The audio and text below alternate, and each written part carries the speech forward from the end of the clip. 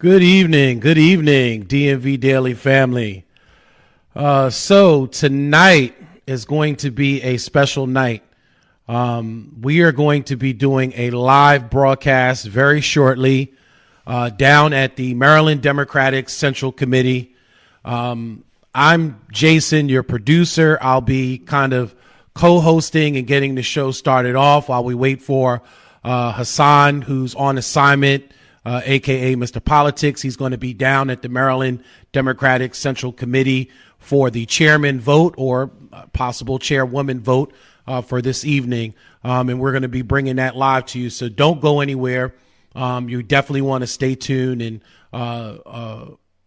keep watching the broadcast because once Hassan gets set up down at the Maryland Democratic Central Committee, where they're going to hold the election at tonight, we will go live to him on location right through this feed.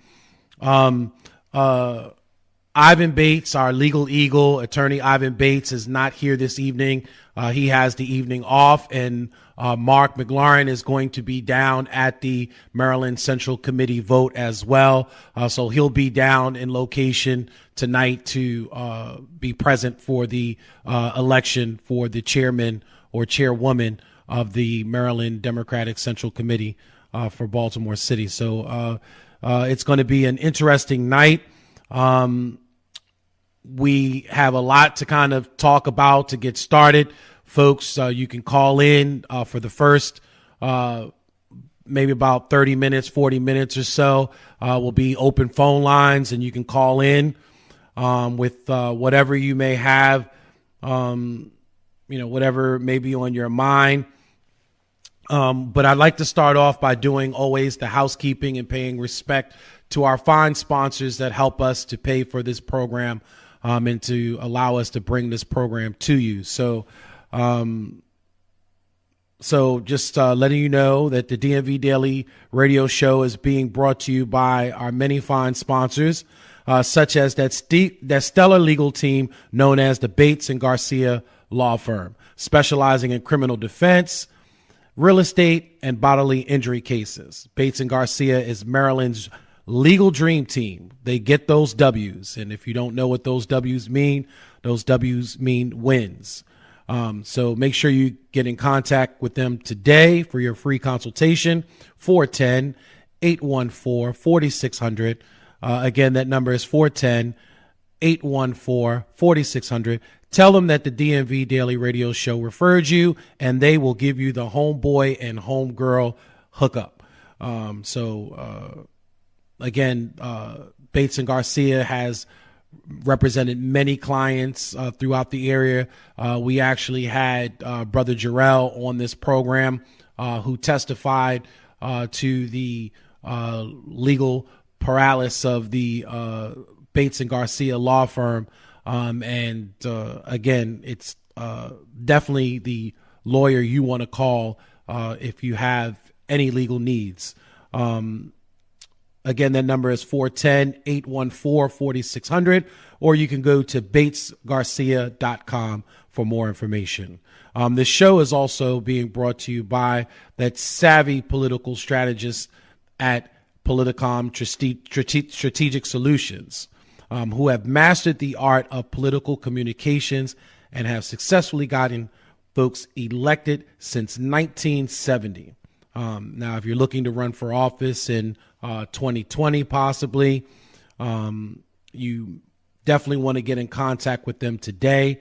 They will definitely help get your campaign set up right with things like, for instance, a user-friendly website, integrated social media, a campaign plan, and much, much more. Give them a call today at 240-242-7505. Again, the number to Politicom Strategic Solutions number is 240-242-7505. Now there is a homeboy, homegirl discount. There was not in the past.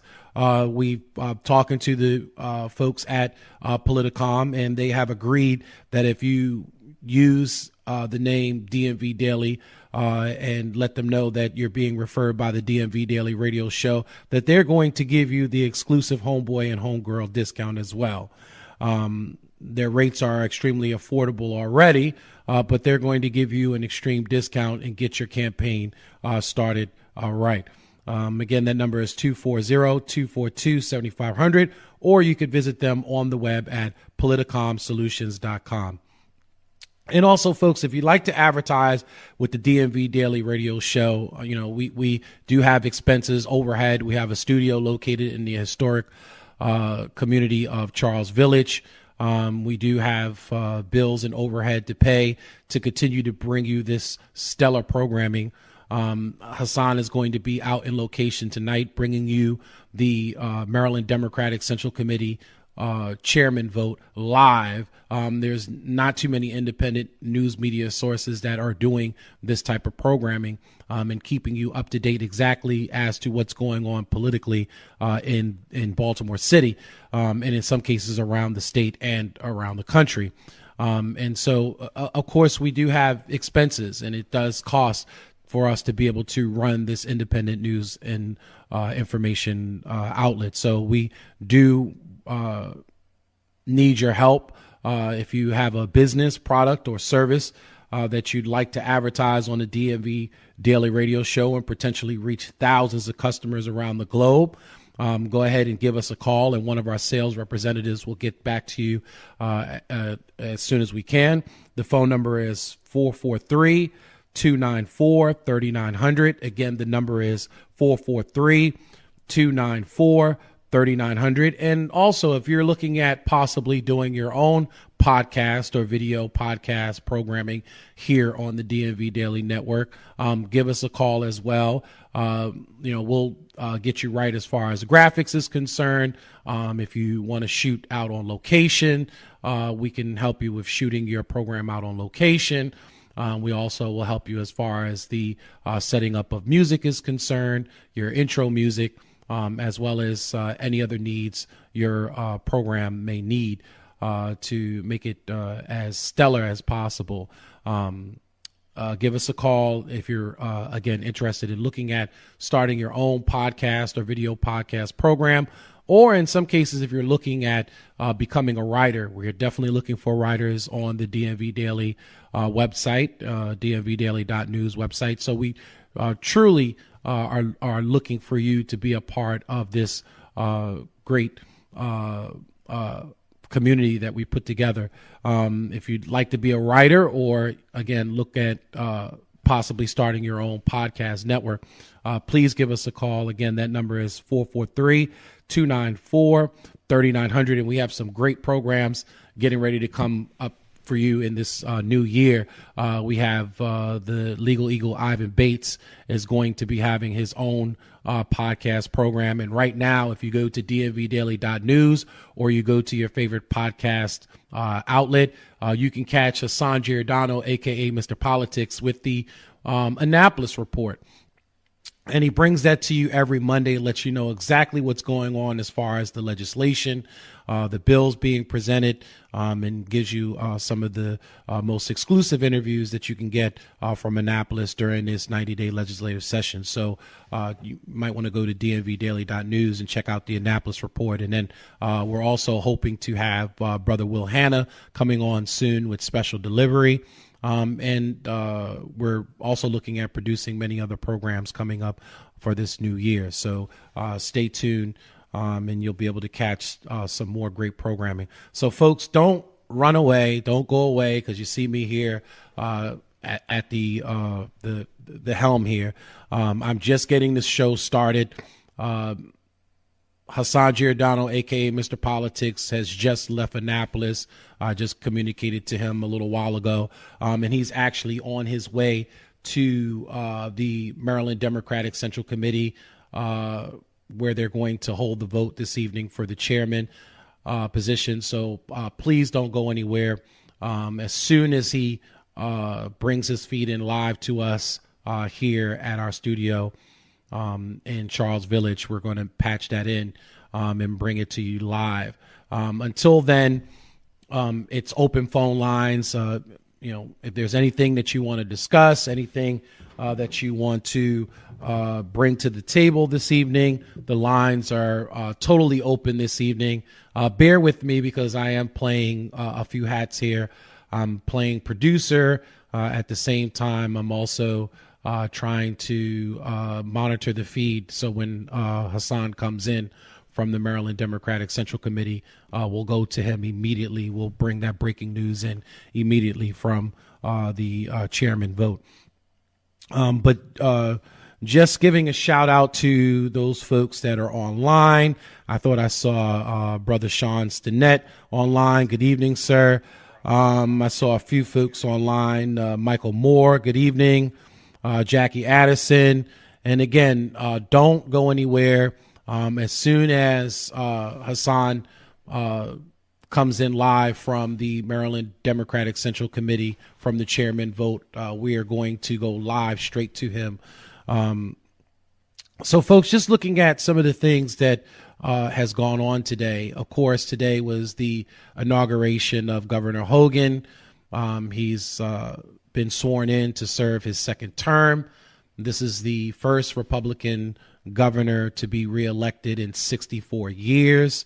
Congratulations goes out to Governor Hogan. Governor Hogan has really coined himself as a bipartisan governor who is someone that works between the aisles, and we know that he's done some great things so far for the state of Maryland, and we hope that during this last 4 years that he will continue to do some more great things for Baltimore. We know that he's eliminated many different taxes around the state, including the stormwater tax.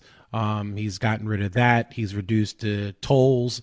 He's made sure that education was funded around the state. And, if anybody wants to chime in and call in, if they have any particular personal story or know of how this particular Governor Hogan, has benefited, whether their county or their state, because we do have some folks that listen to us throughout the state of Maryland and Harford County, Howard County, Montgomery County, and so on. But how do you feel that your state or your city or county has fared during the Governor Hogan administration? Do you feel that your county was properly helped and assisted by the state in any way? I know that he's given assistance to the opioid crisis to many of the counties around the state, and also he made a commitment to ensuring that there was funding available for resource officers in the schools around the counties. But, for Baltimore City, how do you feel the governor has supported the city of Baltimore City? And again, you can call in 410-819-2370. The number again is 410-819-2370.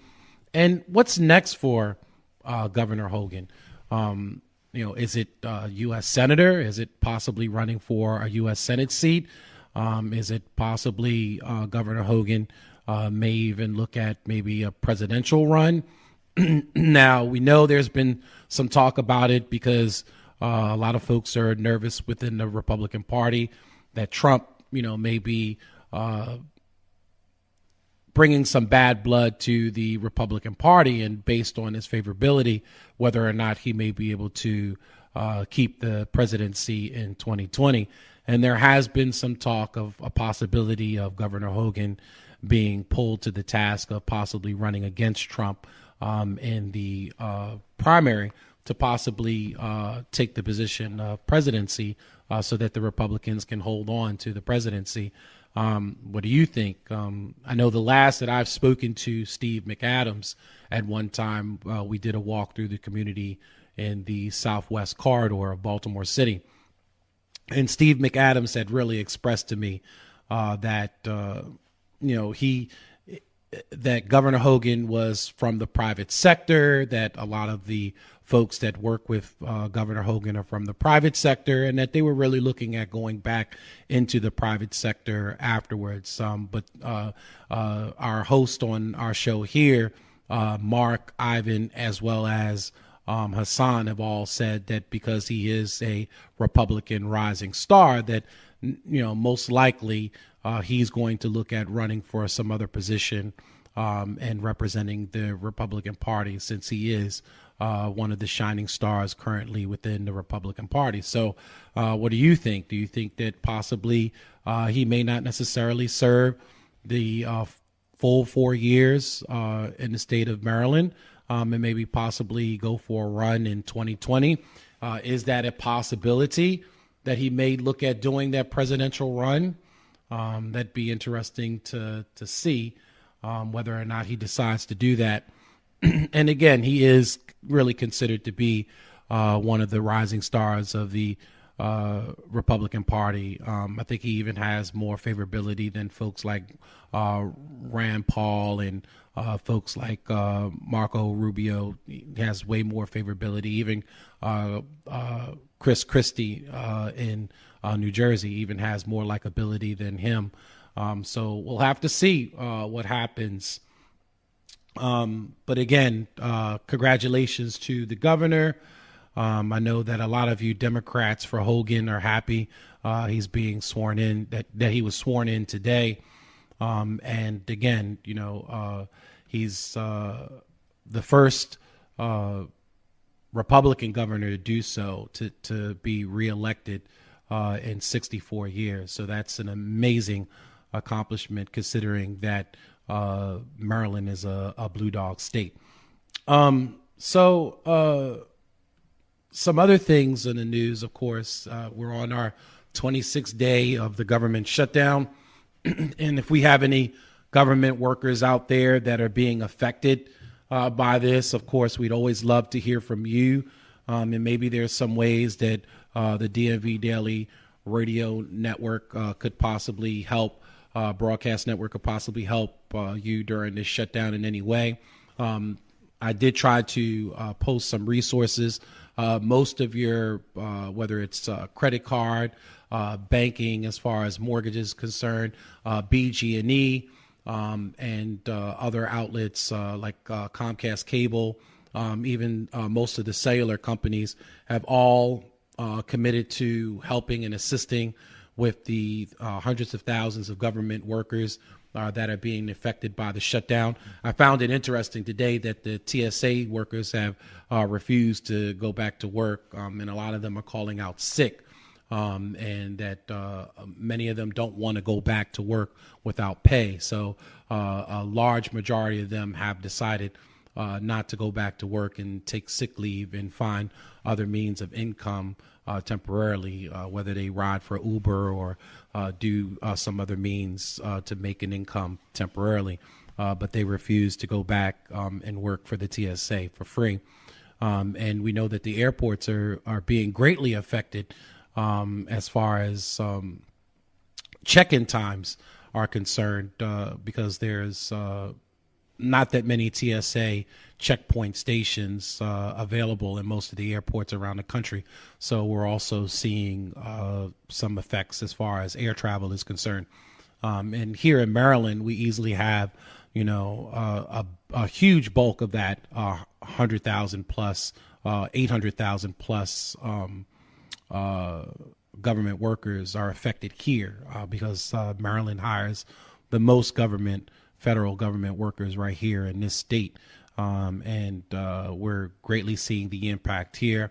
I know that the comptroller for Maryland has said that there has been some issues as far as, they're seeing that folks are not spending money. And of course, that's going to affect tax revenue, sales tax revenue, and things of that nature for the state of Maryland. So this could have a huge impact on the economy for several weeks, especially if they decide not to come up with a spending bill, and everybody kind of holds out, both sides hold out in reference to the building of the wall that Trump is looking to get spending for. And I saw today, too, that Nancy Pelosi, Speaker of the House, Nancy Pelosi, was actually looking at Donald Trump holding off the state union address and basically submitted in writing because of the government shutdown, or if the government is still shut down at that time, that they're saying that he shouldn't do his national address, and that he should actually be looking at submitting a State of the Union in writing because of the government shutdown. So, folks, again, don't go anywhere. We're still waiting on the feed to come in from Hassan. He should be coming in very shortly. He's going to be coming to us live from the Maryland Democratic Central Committee. He's going to be down there this evening during the chairman vote. We had two of the candidates for the position yesterday, and here on the DMV Daily radio show. And we have to say thank you to both the ladies that showed up yesterday.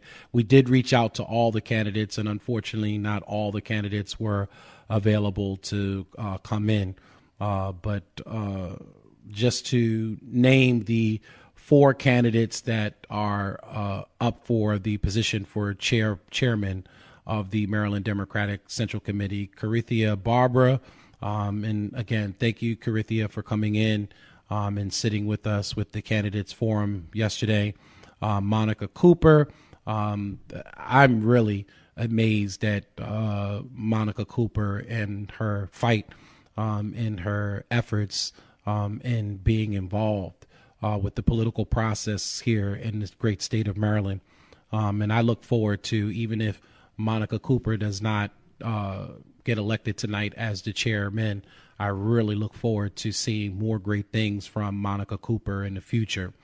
Also, Jasmine Collins and then Alex Garcia were also are also candidates as well for the Maryland Democratic Central Committee chair position. And again, we will be bringing that to you live and direct very shortly.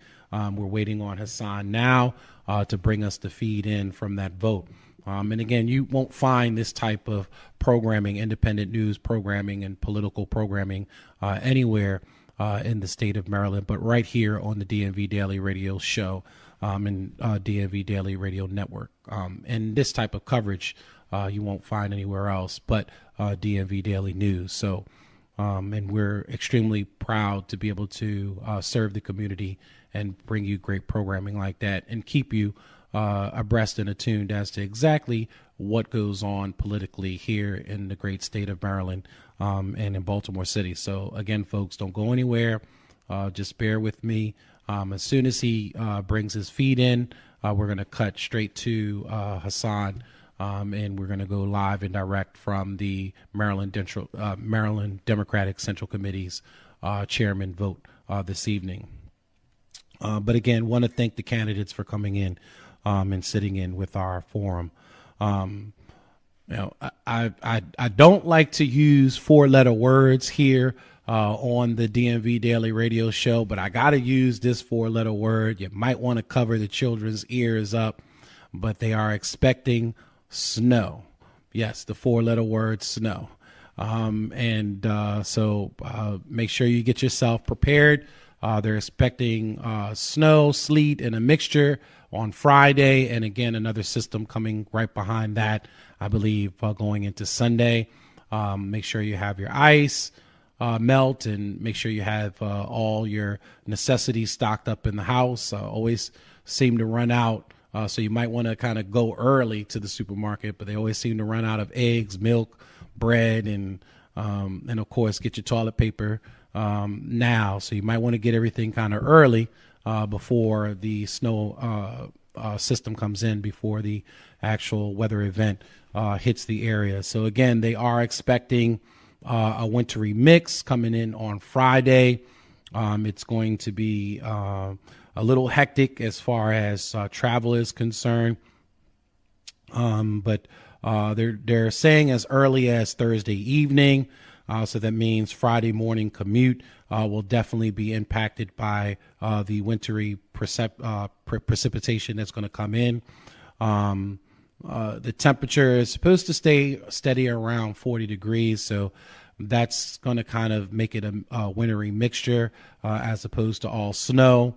And then, of course, at nighttime, we get these freeze overs. So be careful of that black ice and refreezing possibly happening. The good thing is that the second system is going to happen on Sunday. Monday is Martin Luther King Observance Day. And so most of your schools are out during that day, and most of your businesses, like banks and things of that nature, will be closed on Monday. So hopefully you'll just stay at home and wait for everything to kind of pass over. Also in the news, some of you folks that play lotto may want to just double check and make sure that you don't have one of these five $50,000 tickets sitting around. Yes, folks, there's five $50,000 tickets floating around somewhere that haven't been cashed out, and they're reaching their term. They're going to be voided out by the Maryland lottery. And so you may want to double check your old tickets. Sometimes you think those tickets because you didn't hit certain numbers, or you may have put those tickets away thinking that you never hit. Somebody is holding a $50,000 ticket somewhere. So folks, check your tickets and make sure that you're not holding one of these five 50,000 winning tickets. If you are, we could use your support here at the DMV Daily Radio Show. So make sure you think about contributing and maybe donating to us if we did kind of inform you and let you know about that $50,000 ticket. So, but also in the news, folks, and again, please stay with us. We are waiting for Hassan Giordano to come to us live from the Maryland Democratic Central Committee. And again, if you want to call in, it's open lines right now, 410-819-2370. We'd love to hear from you, maybe about some of the things that are going on today, any of the hot topics going on today, or maybe there was a previous show that you watched and you may have a question and or comment about a previous show. Please call in 410-819-2370. You can also text your questions to that same number. If you don't feel like going on air, you can text your questions to us and we'll read your questions and try to get the best answer to you, to your question, or be able to reply back to your comment. And again, you can text to that same number as well. But also in the news, we've had 14 murders in 17 days and multiple shootings. We've had some stabbings. It's starting off the year already as a violent year. And we have one caller calling in, so let's go to that caller right now. Caller, you there? Yes, this is Bobby Moore. I'm calling in to talk about some of my thoughts around Governor Hogan's remarks and the inauguration, as well as some of the Democratic Party elected officials who helped support him to his second term. All right. Well, good evening, first of all, to the DMV Daily Radio Show. So go ahead. So what's your take as far as the governor is concerned? Well, I think I saw a lot on social media today that was praising what Hogan characterized himself as a bipartisan moderate.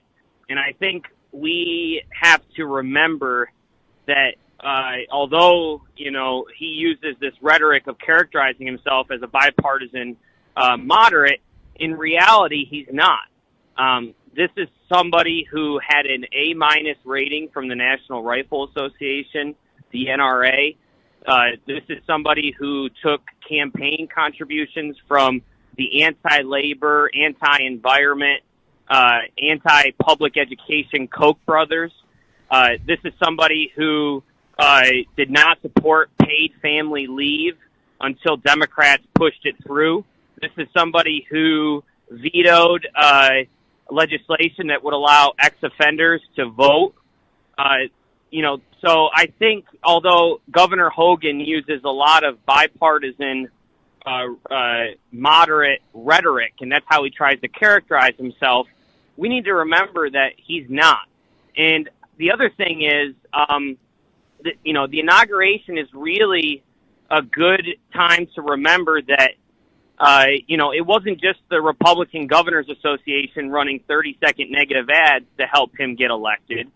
There were a lot of prominent Democratic Party elected officials that helped boost his candidacy and ultimately put him in to his second term. This includes, Senate Leader Mike Miller, who featured Hogan on mailers. This includes Speaker Mike Bush, who included Larry Hogan on his mailers. This concludes Democrat Peter Franchot, who refused to endorse the Democratic Party nominee. Delegate Kathy Clausmeyer, as well as Delegate Courtney Watson, who featured Hogan in bipartisan literature during their elections. And there was just a lot of Democrats who didn't support Ben Jealous. And so I think the inauguration is just a reminder that, A, once again, Hogan is no moderate, and B, we have a lot of Democratic Party elected officials who unfortunately played an advantageous role in securing a second term for him. Those were my two thoughts, and I saw it once again on social media today, a lot of praise for the governor, in that he's this even-handed, moderate, bipartisan figure. Correct. And we need to continue to remind ourselves he's not. I started the show off asking the question, how do you feel your county, or if you're in the city, has fared under Governor Hogan? Now, are you in the county or are you in the city? I live in Baltimore City. I live in District 46. Okay. A lot of District 46, it's actually one of the more conservative districts in the city. Federal Hill, Canton, a lot of more white, affluent conservatives in those areas. And, Hogan took by a slim margin some of those areas. But it's an interesting district. But to more to your question, Governor Hogan, one of the reasons that I supported Ben Jealous is because I wanted a governor not only for the state of Maryland, but who had a real keen attention to the needs of the city. And Larry Hogan he canceled the Red Line. This would have been a public transit effort that would have dramatically had advantageous effects on people needing new ways of transit to get the jobs or just mobility in the city. As a former public educator in West Baltimore, this is someone who has neglected the underfunding of our schools across the state, and specifically in Baltimore City, who instead of embracing the leadership of Dr. Santelises has criticized her for mismanagement, when in reality she's trying to perform miracles with barely any funding. And criticized the mayor as far as her crime plan, even though she did introduce a crime plan, and it may not have necessarily been acceptable for City Council and Brandon Scott and them, Councilman Brandon Scott, but he did kind of criticize her on not having a crime plan when she did introduce a crime plan. Well, and another thing about Hogan put forth this public announcement. He said enough's enough with the crime in Baltimore City. But if you look at what he laid out from a public policy perspective, these are all punitive measures. Correct. There was no mentioning of investments in job development and creating pipelines for transitioning into jobs. More funding for schools and social programs. Right. Or safe streets. Once again, safe streets that is found to work in some of the communities. Yeah. And I think one of the biggest for me it was insane when he opened up his campaign office. It was on North Avenue and Howard Street, and he had a big billboard, and he had a grand opening, and then the rest of the campaign it was left open. He had no campaign efforts there because the reality is, he disregards the city. And that's why, personally supported Ben Jealous, one of the big reasons was because the governor is really disconnected and in some ways intentionally disregarding the needs of people in the city. And, Right. it's unfortunate. So, but back to my original point, I have to give Larry Hogan credit in the sense that his PR team is on point. Right. He has been able to successfully brand himself as this, once again, bipartisan moderate. Correct. And when you look at his campaign donations, the ways in which he's neglected the city, sometimes his aggressive rhetoric towards journalists, he called the Baltimore Sun on multiple occasions fake news as well as the real news. It's somebody who I cannot get behind. So I also, to drive home my other related point, his rise to some effect is caused because we have a lot of Democratic Party elected leaders who supported him, whether it be directly or indirectly. I mean, Right. Mike Miller, Kathy Klosmeyer, Courtney Watson, Jim Mathias, he got beat, but these are all people who, campaigned with bipartisan literature, how they had a great relationship with this person, Larry Hogan. But then you have people like Peter Franchot who say they're not going to endorse the nominee of his party, which essentially is a support of Larry Hogan. You have the Democratic Governors Association who didn't give Ben Jealous a nickel of money until less than 3 weeks out. And it was very little support. And to be real, the only reason they gave it was so that they could avoid criticism of, not being involved enough. It was trying to mitigate some of the negative, what they foresaw as the negative effects of not supporting him, vigorously throughout his entire campaign. So his inauguration day overall is just a sad reminder that we're going to have another 4 years in the city, and we have a long way to go in the Democratic Party elected official base and holding each other accountable. Now, do you think we're going to have a long 4 years? Because, he is the rising star in the Republican Party right now. And if Trump, continues with the governmental shutdown and continues with with a lot of the things that are going on currently within the White House, and holds these low favorability numbers, there's a possibility that the Republicans may have to, bail out on him and actually look for someone else to try to hold on to the White House. And, Governor Hogan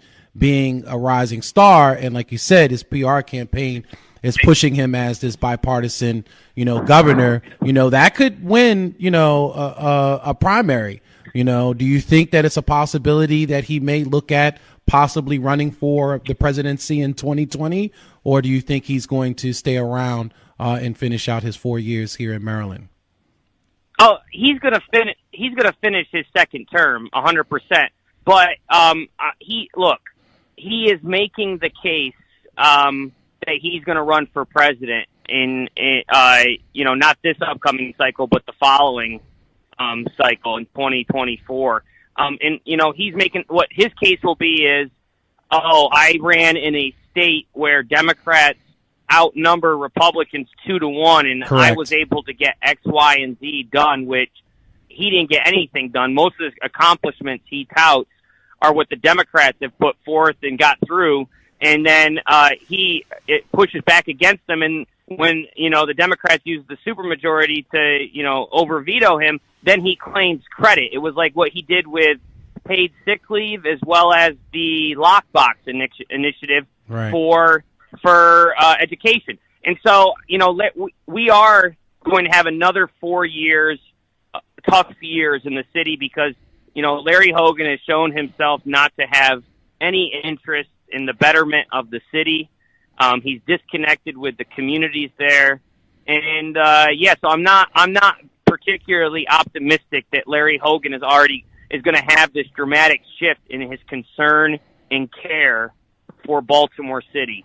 But we also, and I cannot stress this enough in my opinion, we need an overhaul of progressive leaders in our Democratic Party elected base.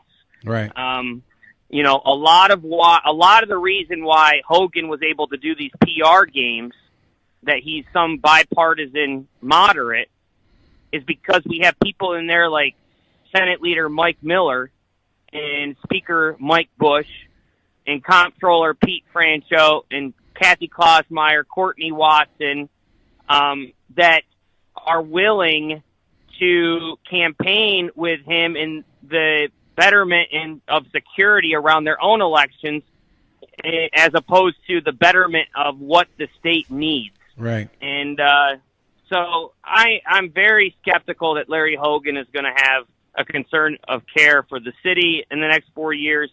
And I am hoping that the progressive base in Maryland will not forget how we got here in the first place, and unfortunately how some of their elected officials within their own party actually supported Larry Hogan and have got us into this predicament. Well, we thank you for your perspective. We thank you for sharing your thoughts and concerns, and we'll have to see what happens. We're stuck with him now, but hopefully, we have the supermajority in both houses. We know that one particular bill that's definitely going to be up for a possible veto is going to be the Fight for 15. Governor Hogan is not in support of that and feels Correct. that it will end up causing a donut hole in the state here with surrounding states, as far as wages are concerned. So we'll have to see. If you don't mind me adding one last thing. Sure. And brother Richard, hold on. I'm coming to you next. It's just really interesting. Like, he tries to bring himself as this bipartisan moderate, and he has taken what I consider to be very weak criticisms of Donald Trump. He'll be like, Donald Trump needs to, lay off the tweeting, or, we need someone who has a certain temperament in the White House. But you don't see Larry Hogan going out there and saying, look, our president is a bigot, a racist, a man who does not care about the needs of working people in this country.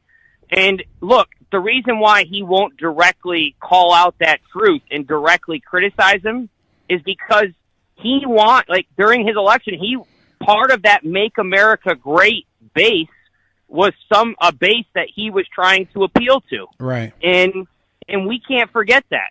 Right. And you see, Larry Hogan gets no points from me for standing up to racism and bigotry and craziness, because I haven't seen him be tough on the president in the way it should be.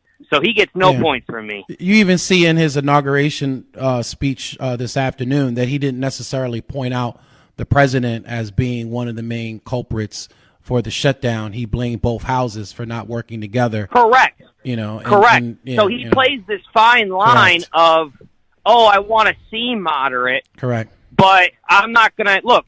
The president, back in Charlottesville, the president, President Donald Trump said, there were, bad people on both sides. Right. And you don't see Larry Hogan saying, look, the president just supported white nationalists. I'm against racism and white nationalists. Correct. And you don't see him say that because part of his electorate base, the Make America Great base, is the same base that, helped him win his second term, and he didn't want to turn away those voters. And I think it's, to sum up, he gets 0 points from me for being tough on Donald Trump, because in a way he still has appealed to the Make America Great base. So yes, sir. Anyways, again, thank you. Thank you for your comment, and thank you, for calling into the DMV Daily Radio program. And I feel some of the same sentiment as you do. So, and I'm a resident here of Baltimore City, and I really haven't seen what he's done for Baltimore City, other than I remember he gave a few $1 million to tear down some vacant houses. And I keep seeing that, even though we have a big majority bulk of the fentanyl deaths happening right here in Baltimore City, I don't see that same contribution and urgency that he's giving to the other counties as far as making sure that they have adequate funding for rehabilitation services and opioid addiction services and things of that nature. He's definitely not giving the same amount of funding and the same amount of attention as he's giving to the surrounding counties. So, but again, no, 100%. And you're going to see, you're going to see a lot of the same Democratic Party elected officials criticize him, but you're not going to see them criticize their Democratic Party colleagues who supported Hogan. Correct. For example, you're not going to see Bill Ferguson criticize Mike Miller for supporting Larry Hogan. You're not going to see Brooke Learman criticize Speaker Bush for supporting Larry Hogan. And we need elected officials who are going to talk the truth. They're going to be real about this and say, yeah, we have some cleaning up to do. We need to have some progressives run across the state and reclaim our party and reclaim what we need in this state. So anyway, I know I took enough airtime, but thank you for your time. I really appreciate it. No, thank you again for calling in. And again, great thoughts. And, and I feel a lot of your sentiment as well. So we have Brother Richard. Brother Richard, you on the line? Yeah. Hello, Jason. What's up? Good evening, sir. Good evening. So what's your take on all this? Can you tell me what the question was you had again that So I had brought up earlier, of course this is the inauguration of the governor today, and I had brought up whether or not you felt that your county, or if you live in the city, has fared well under his administration. And the last caller had brought up the fact that although he tries to play this moderate, bipartisan governor, that he's really not. And in some cases you could see it within his policies. He picks and chooses, certain issues. In a lot of cases, it's our super majority. In a lot of cases, that's actually, has to have forced some of these bills through, in the state. So we're really kind of just, reflecting, off the first 4 years, I guess, of the governor and what's to kind of be expected for the next 4 years. And do you feel you fared well? Well, I live in Baltimore City now, but I'm from Prince George's. I think that as far as Baltimore City is concerned, Larry Hogan made an electoral calculus of I don't give a shit about 2/3 of Baltimore, and I'm going to chase the votes of the others by doing things to try and quote unquote fight crime or to promote or to keep wages from going up high so we can keep the business community. And the same thing in Prince George's. And he did better in both of those communities. He got 23% of the vote, even though they're 9-1 Democrat. They're 9-1 Democrats to Republicans and 8-1 Democrats to Republicans, respectively. Right. But I don't think the thing that matters in Maryland really is the governor, for the most part, because we've had the same state Senate president for 32 years, longest serving presiding officer in American history.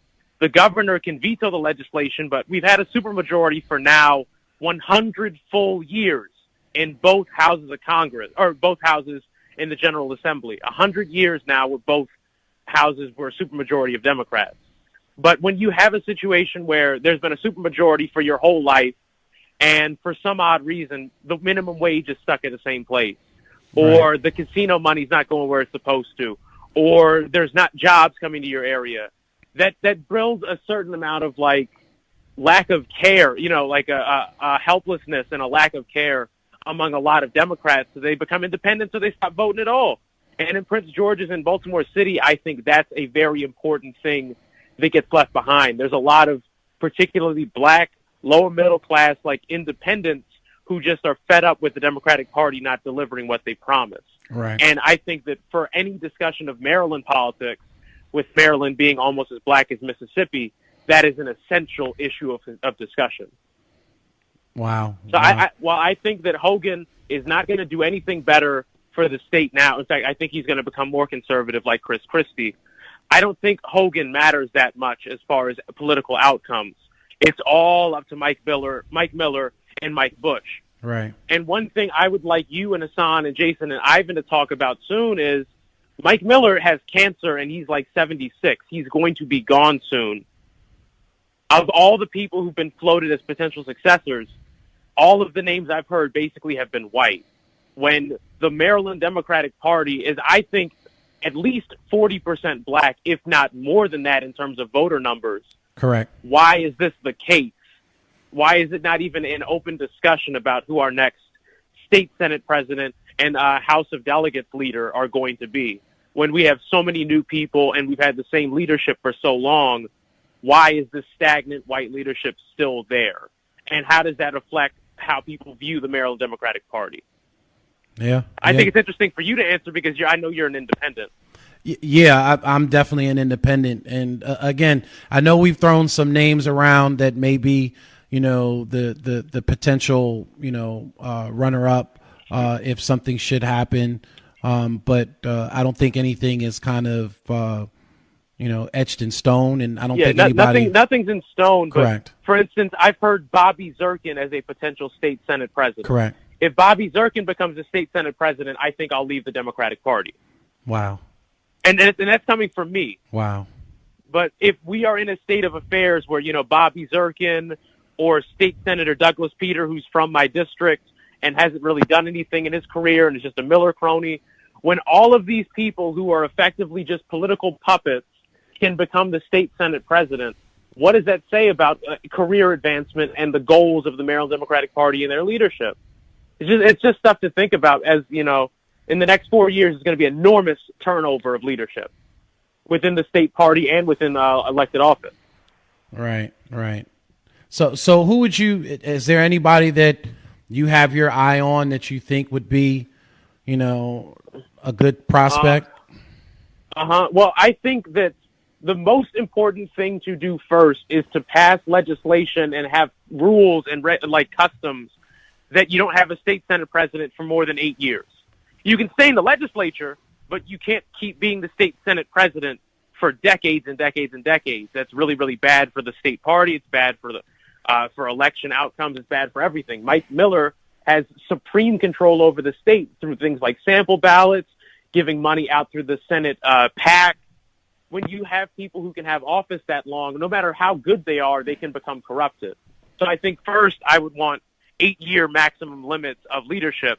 And then for a person I'd like, I think that Will Smith from Montgomery County has potential, although my most important thing is political independence and making sure that the voters of the state know who you are. I would rather it be something that's elected on the primary ballot every 4 years. You vote for governor, you vote for Senate when that's up, and then you can vote for your choice for state Senate president and House of Delegates leader. I think that would be better if it's, actually democratic, small d. Mm. And what do you think of, so I said earlier as well that there's been some talk because Governor Hogan is really one of the rising stars of the Republican Party right now, that a lot of folks are thinking that there's a possible presidential run, maybe even this cycle, maybe even coming up in 2020, and he may not even serve the whole 4 years. Because if the Republicans feel that they're going to lose, the White House, because of the unlikability of Trump and some of the policies, like, for instance, the government shutdown that may have a backlash when it comes to 2020. Do you think that it's a possibility that he may take in consideration and possibly look at running for the White House? I don't think Republicans will turn on Trump pretty much unless he's in prison, if no other reason, because he's electorally vital to them. As soon as Trump is gone, it is literally just them yelling, "We hate poor people. We hate everybody who's not rich and white." Why would most people vote for that? With Trump, at least it gives them a lot of press attention, and it makes a lot of people think that issues that, Patrick Buchanan and David Duke and a lot of other horrible people have been espousing for decades have a platform through him. I do think that Larry Hogan likes the ability to know that he's a front man for the party. I don't think that he'll make a run for 2020 because he will lose without question. But for 2024, I could see that. I think just as important, though, I could see him running for state or for Senate after he's out of the legislature. Yeah, U.S. Senate. After he's out of the governorship. Right, U.S. Senate. Because he's got the most valuable name in Maryland history as far as getting votes goes. The Maryland Republican Party would love for him to run for Senate just for the coattails, if nothing else. And I think he knows I think that he is, for as much disdain as I have for him, he is smart enough, I think, to know his ceiling. I'll give him credit for that. And I think that going for United States Senate would probably be the most wise move he could make. Even though I don't think he would win, even though I don't think it would help him long term, I think that he would do it for the help of the state party so that he can remain the great figure of Maryland's Republican Party forever. Right. Well, it's going to be interesting to see exactly what he does. I know when I had an opportunity to speak to Steve McAdams when he was doing a walkthrough in the southwestern community, he said at the time that they were private sector guys, and that once this 4 years, if he's able to be reelected, 8 years, once that 8 years was done, that they were going back into the private sector. And that's one other thing that I know that has been publicized in the newspapers is that Governor Hogan has truly benefited off of his administration. Yep, he's made millions. Yes. He's made millions off of it. And for all of the bluster that a lot of Maryland Republicans make about not liking developers, especially in Baltimore County, Larry Hogan is a big-time developer. Yes. And he doesn't care about the congestion he causes. He doesn't care about the climate change. And he doesn't care that it overcrowds the schools the same way that he doesn't care how his policies affect most people in the state.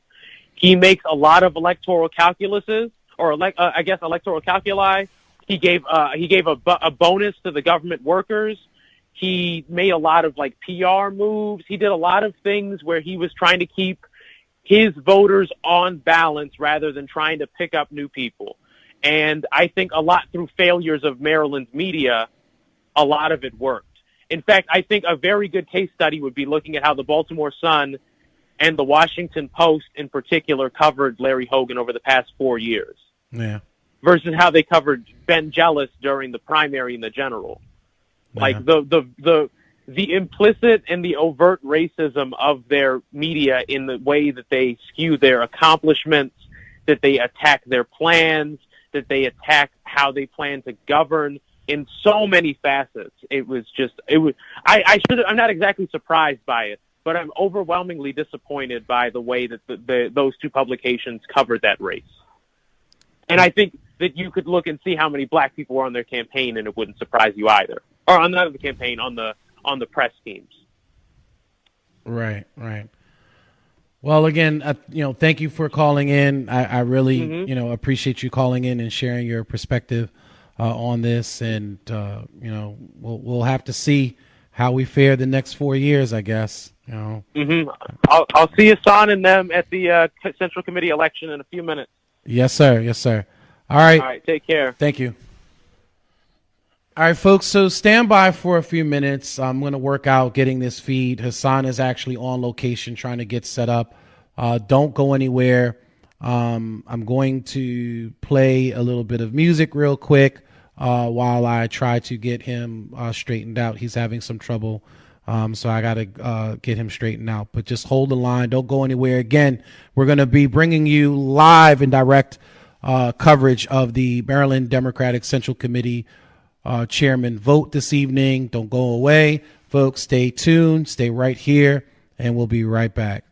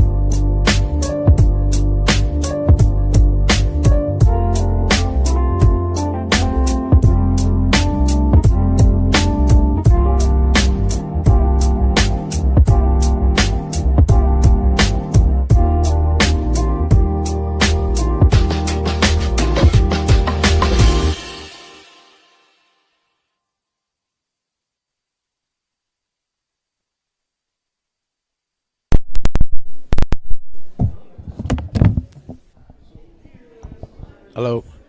You hear it? All right.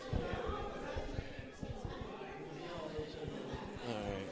So, you think I should be set up here or to the side? Or should I be looking at these folks straight on?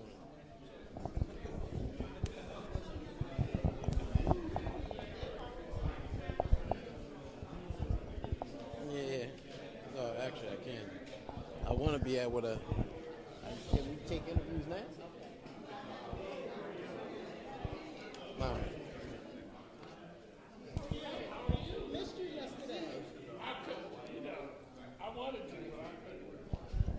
What, my mic? It may be the volume. Okay.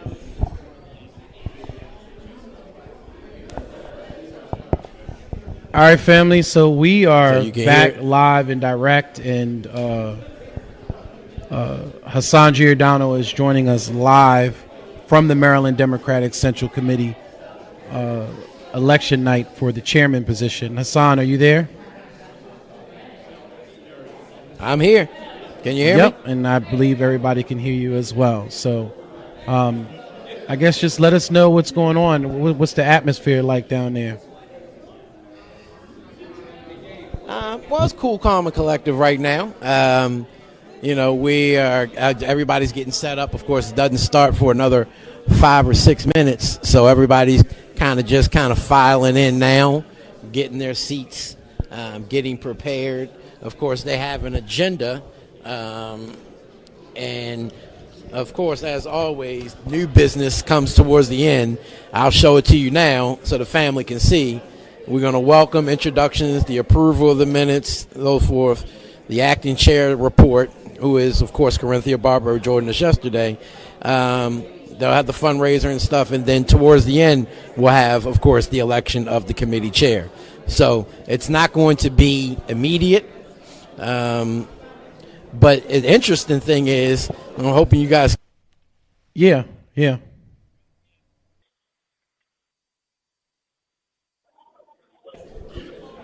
All right, you there, Hassan? I am. Okay. Can you hear me better? Yep. Okay.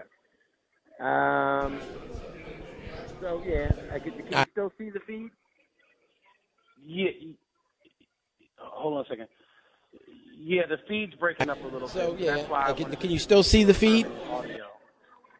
Hey, what's up now? How you feeling? Yeah, so I'm not sure why. We're at 1.5 megabytes. Going in and out a little bit. I'm trying to see if I can get it better. Actually, you know what I'm going to do? I'm going to come up. 1.5 Up megabytes. on the stage. Maybe this will do a little bit better justice in terms of the view. That way, can y'all see it better now? Well, it's still breaking up a little bit, but what I've got you is better audio. So your audio is coming direct. So even if it breaks up a little bit, we still have your audio. At least we don't lose your audio, because we were losing your audio a little bit. But again, explain to the audience, we are live at the Maryland Democratic Central Committee. Oh, that's actually a lot better, and it's moving a lot smoother now. So we're live at the Maryland Democratic Central Committee's chairman vote this evening, the election. And you were saying that there was an issue with one of the particular candidates that you had brought up to Corinthia.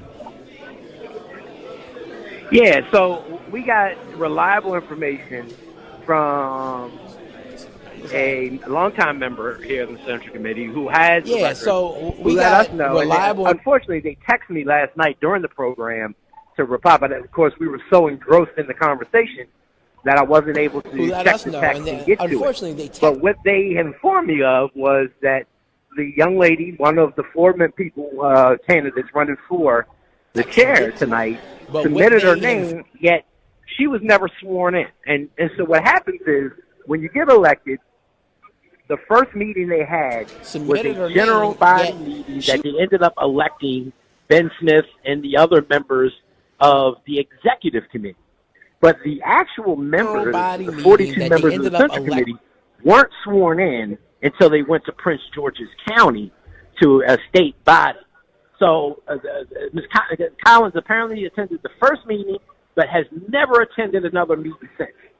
And so the question was, should she even be allowed to run for chair of a body that she's never actually attended but one time, the initial meeting, and was never sworn in by the state chair in the state party. So some people question, even though she was elected by the voters, and you heard Corinthia earlier say, you know, she's still a member of the body because she was elected by the voters, she was never sworn in. So essentially, one would question, are you even able to perform the duties and responsibilities of your position, let alone as chair, when you haven't even shown up to meetings?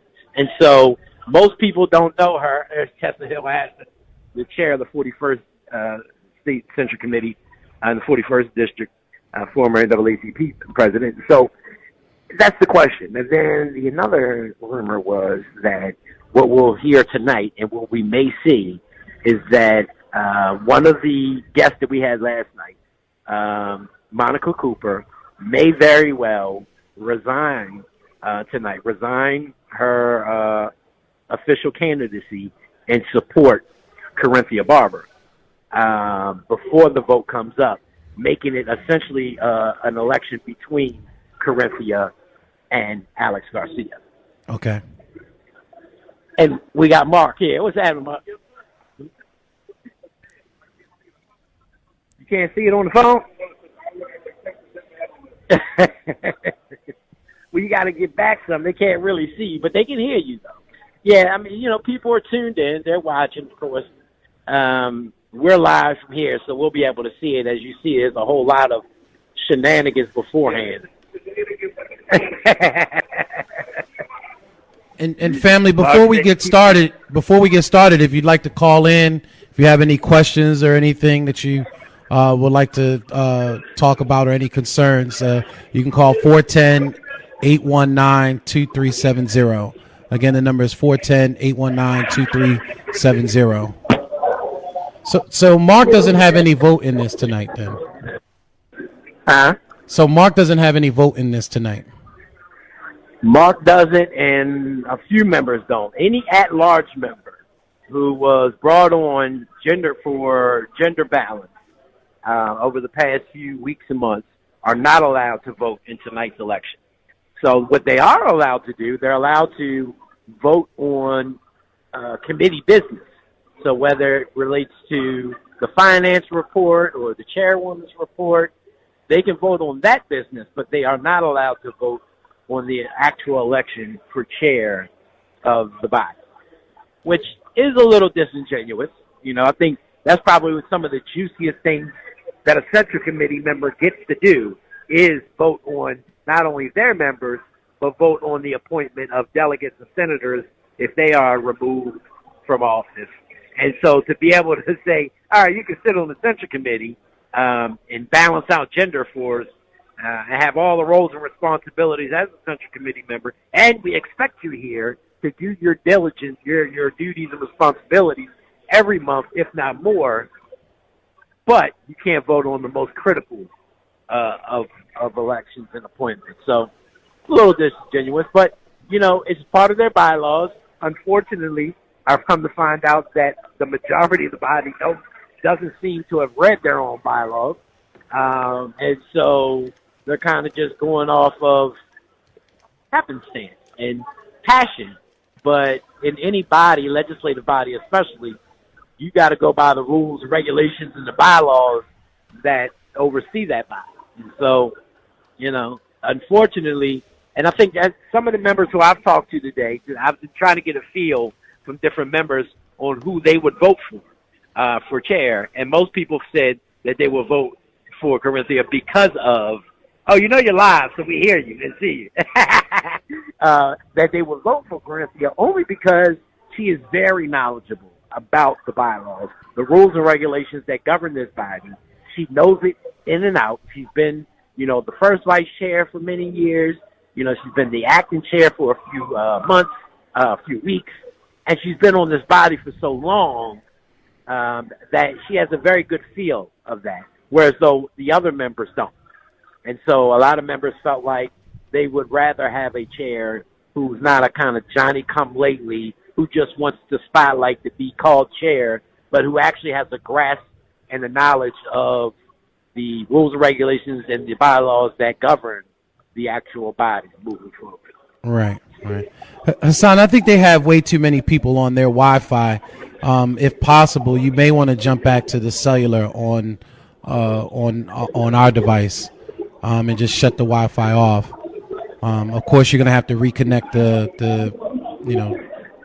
hit the record button again. Jumping in and out? Yeah, the audio is fine because I have you patched in through the phone system. So the audio is fine now. We fixed that issue, but I think their Wi-Fi just has way too many people on it. Yeah, and it's not the best of facilities either in regards to thing. I don't see why, though. I mean, maybe it is because of the people. They do have all bars are lit up on theirs, whereas though, let's see if my Xfinity, my Wi-Fi will be able to jump on and be a lot stronger. And make sure you hit you got to re-hit the record button again. We solved the audio issue, so the audio is not breaking up, but we'd like to be able, I know that we did this at the poll party on Greenmount Avenue, and we had a great reception, so I think they just have way too many guests on their network.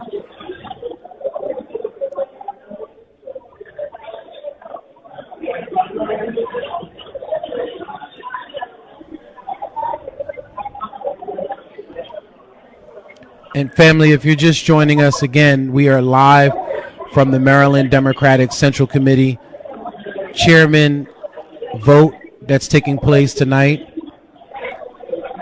And it's soon to get started. Is that better? Should be coming up. It's coming up now.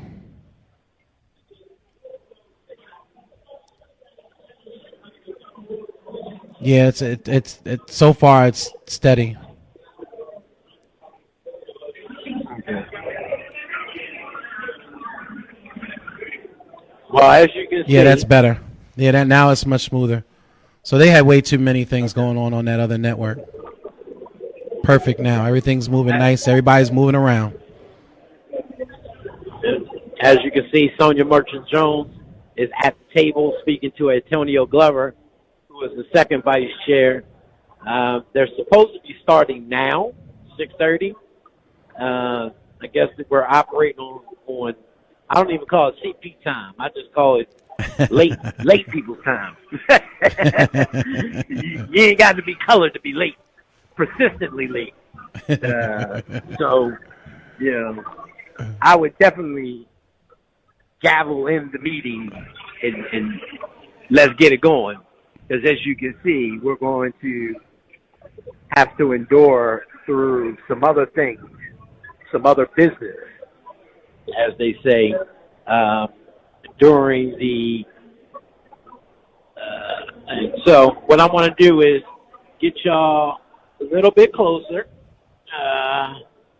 Yeah, so far it's working good, right where you're at. But if you have to move closer, yeah, definitely try to see if you can get closer. I'm there right now. I just didn't want that pole in the way. Yeah. So now y'all have a good view of both. Like I said, the left is the executive body, and then to the right are the voting members and non-voting members of the Democratic State Central Committee. So once they get started, of course, I'll stop talking as much. I won't be able to speak. We'll listen to the action on the floor. I don't want to get us kicked out. But, for the most part, as I was talking about earlier, from all indications that I've got, the election is really coming down to two people, Alex Garcia and Corinthia Barber. If the information is correct, we will possibly see the young lady that we did have on with Corinthia Barber last night, Monica Cooper, resign her position or her candidacy and support Corinthia because what I've been told is that they don't want the the vote to be divided between them to allow for Mr. Garcia just to be able to kind of run up the middle, from what I've been said. Okay. And so that will leave a one-on-one challenge. Again, I haven't even seen Ms. Collins show up to this meeting yet. And again, she's been said to not have made almost any meetings at all except the very first one. So if she even shows up, will be another question. And my question is, if she doesn't even show up, is she still a candidate? Right. Will they still be able to cast a vote for her? What you will have, though, is, as I'm sure, as we've seen in past elections, each candidate will be permitted a certain amount of time to speak. Usually it's 2 minutes. Sometimes it's 5, but most of the times in this case, it's 2 minutes per candidate. Then the ballots will be passed out to each member. The members will then fill in their ballot, pass them back up front to be read off by the recording secretary and secretary. Every individual's vote is recorded and announced. So there's no secret balloting here. That was changed a couple years ago when myself and Corey McCrae and others had a real big issue with that when over in the 45th district when they were appointing somebody for Hattie Harris. They used to have secret ballots. They changed the rules. So now everybody's vote is going to be public. So when they put it up, the secretary will read off each individual's name, their ballot, and who they voted for. So we'll know. And then, of course, after the tally is counted, we'll know who the next chair of the Baltimore City Democratic State Central Committee will be. Okay. My count, it seems to be neck and neck, but I have Corinthia Barber ahead by 3 votes. And now that's an unofficial count. I certainly did not talk to all 42 members. I didn't even talk to probably half of that 42-member body. So, but based off of who I did speak with, she seems to have the advantage, but a very, very slim advantage right now. Okay. Kelly Fox online asks, Hassan, do you know if any of the candidates are planning to run for anything else in the next couple of years? So like, is this a setup for them to possibly run for any other particular office? I would think so. This is usually a training ground and a breeding ground for those who want to be politically active or, get involved in politics. I have heard that January 31st, there's supposed to be an announcement made by a member from the 46th district on the Central Committee, who herself was just put into there, Paris Bernard, I think that's how you pronounce her last name, is supposedly rumored to be running. That announcement on January 31st is supposed to be in regards to her running for city council. So I'm sure that certain members in here that you see tonight will be either on the ballot in 2020 in the council races, but more so in 2022 for the state delegate, or even possibly state senator, but more than likely state delegate. Here we go. All right. Chair Barber just called orders.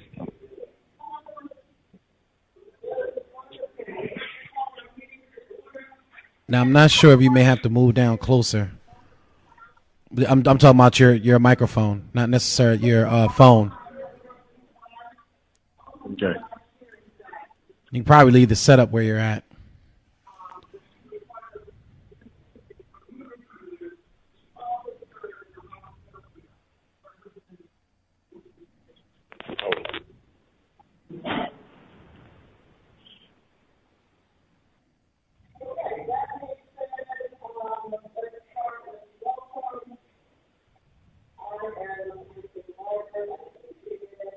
And we're definitely having difficulties hearing some things.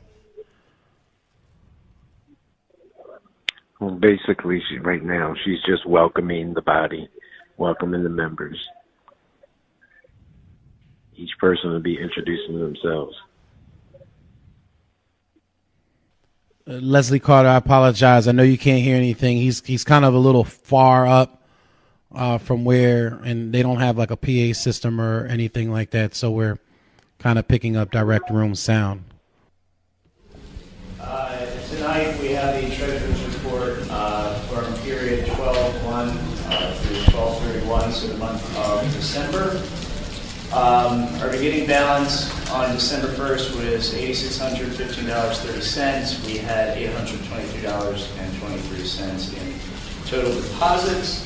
Our expenses for that month, check 1321, that was a little later withdrawal, but that was for the then for Baltimore t-shirts that went to Mark Weiss and Associates for $1,476.05. That is our total amount for expenses.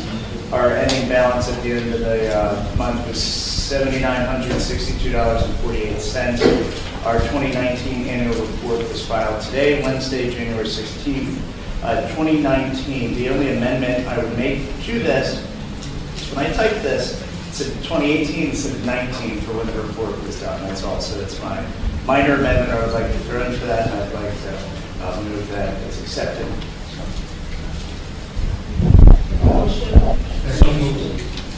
Second. Eric, second. All in favor? Aye. Thank you. This now takes us to the acting chair report. Your executive committee has been busy working on behalf of the committee since our meeting in December. Some of the things that I personally have done on behalf of the committee is on December 29th, I attended a thank you event hosted by our state party chair, Maya Baltimore. On January 7th, I represented this body at the funeral services for Nina Harper, who we had the moment of silence for earlier. On January 8th, I attended the Maryland Democratic Party Legislative Luncheon. That is the annual luncheon that the party holds just before the beginning of session, where elected officials, central committee chairs, and Democratic Party supporters come together. And this year's speaker was U.S. Congressman Adam Schiff, who is the chair of the House Intelligence Committee. And that was also Ben Smith's first event as executive director of the party. Good job, Ben. January 9th, I attended the opening day of the 2019 legislative session. Had an opportunity to interact and meet with some of our representatives. And also spent some time with Senator Kathy Klausmeyer, who represents Baltimore County, the Parkville area, but she is the new Speaker Pro Tem. President Pro Tem, thank you. Also during the month, I provided technical support to district chairs with setting up and facilitating their gender balance interviews. There were some loose ends left, and we'll get to those when we get to the old business. And on January 10th, we held an executive board meeting in preparation for this meeting. And that concludes the acting chair's report. Now moving to old business. As many of you are aware, we were scheduled originally to have a fundraiser in October. The date was changed, and we were informed that from our previous chair that the new date was January 19th, this coming Saturday. And the body asked that we go back to the Radisson and ask for some dates in April and May because of the fact that winter month, right after the holidays, the membership felt that January was not a good time to have it. And they have the Saturday, May 4th is available for us to have our annual fundraising breakfast.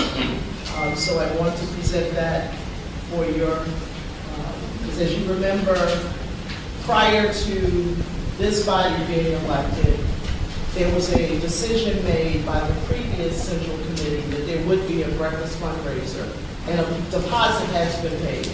So we have money already there. So we need to move on this. So if I can have a motion that we have move forward with the May 4th fundraiser, breakfast fundraiser at the Rest. I make the motion that we move forward past the Hill 41st District. Second is All in favor? Aye. Any opposed? Thank you. Motion carries. Item of old business, member badges. We were elected in June, and some of us have old badges, some of us don't have badges. So one of the things that we've done, we made sure that tonight everyone has a badge. It's official.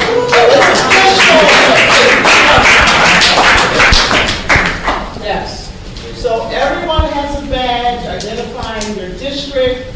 If you are an officer, then that is on the badge. So we have badges for everyone tonight. Gender balance. We have some new gender balance members.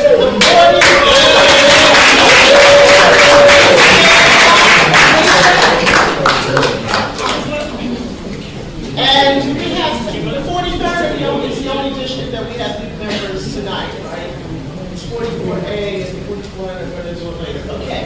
We have Delegate Hayes is like, I just got here. Since you did it the last time, could you gentlemen come forward and stand across the front?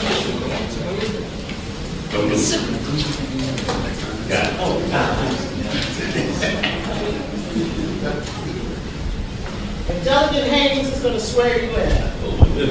We find this stuff. You know Happy New Year, everybody. Raise your right hand. Good looking group here. All right.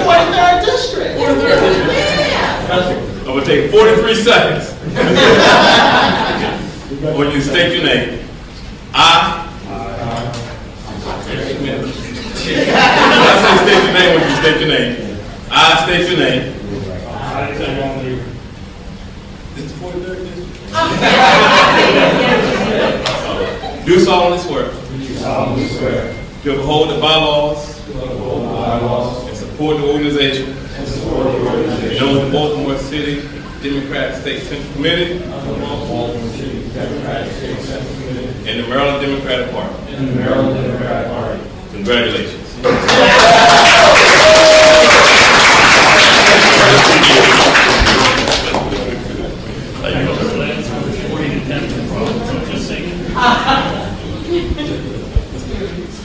Okay. And I was remiss when I gave the acting chair's report. I'd like to thank and acknowledge our former chair and former first vice chair of our state party, Mr. Rod, for being here tonight.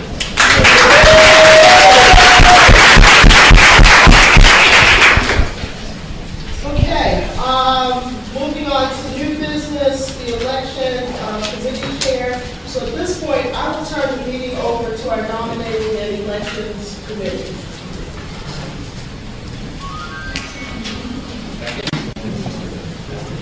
Good evening, everyone. First, let me ask this question.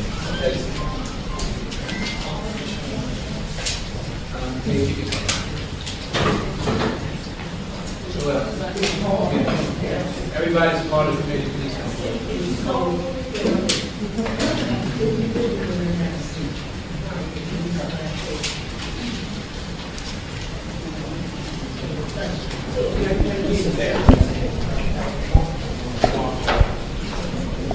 Okay, good evening, everyone. First, let me thank the committee for your work in pulling together this nominating process. We sent an email out to you all and we asked the body for any nominations for the position of chair, and you all responded, and we had 4 people on the slate. At this time,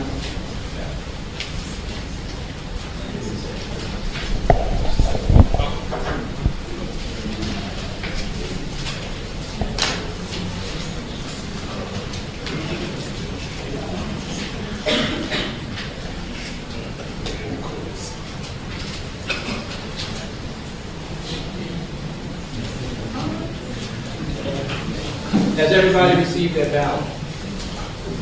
We asked that question. Who has not received their ballot? Voting members have not received their ballot. If you could come forward and sign for your ballot so that we can check you off.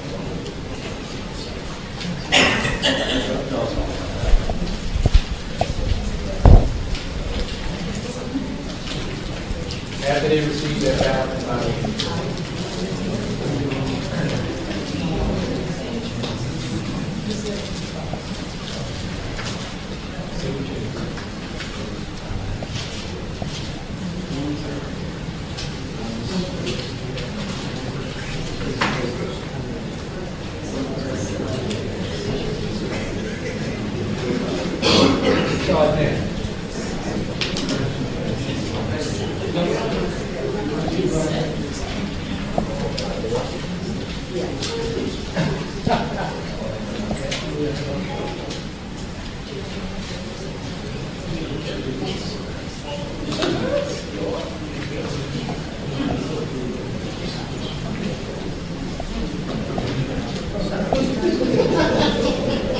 Folks, if you're just joining us, we are live at the Maryland Democratic Central Committee. It's election night at the Central Committee for the chair position. That vote is coming up shortly.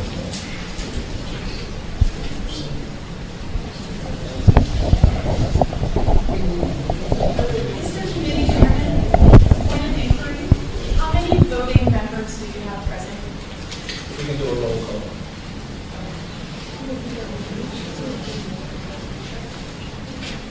Everybody have their ballot? Just another point of clarity. I have to open the floor for nominations. We got to accept the slate. We accept the slate. People that get an opportunity to speak. We'll see if there are any nominations on the floor. If not, then we'll close and then we'll get to the vote. Okay. What's your count, Sergeant Arnold? What's your count on the sign-in sheet?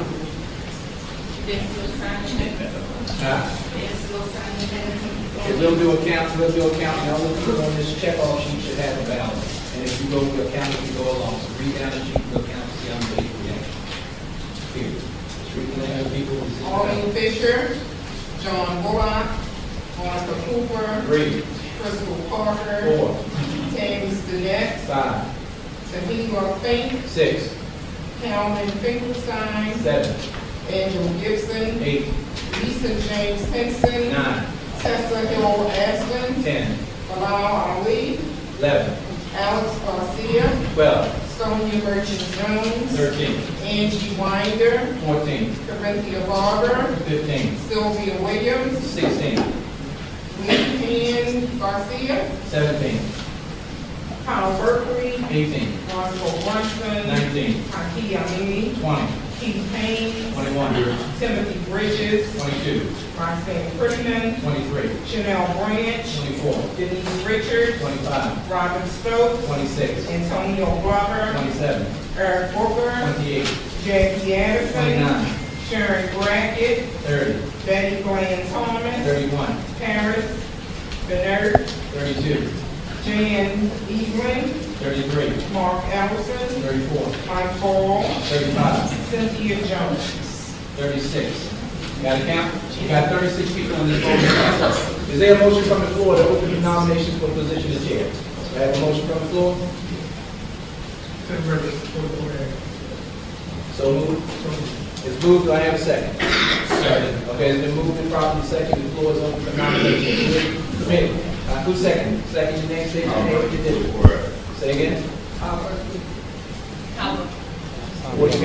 So you have about 36 members voting committee tonight? members, like I said, we sent you out an email. We asked people to participate in this nomination process, and there were 4 people nominated.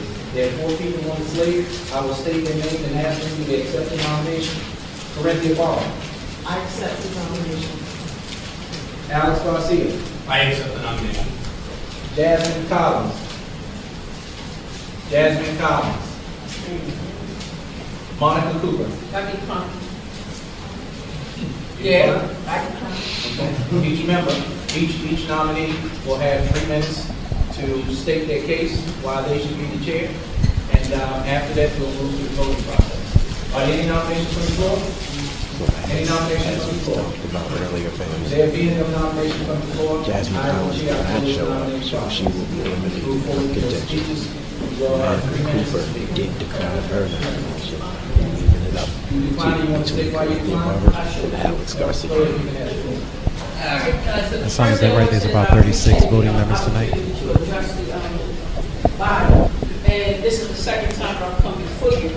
And the first time when the man Ben duked it out.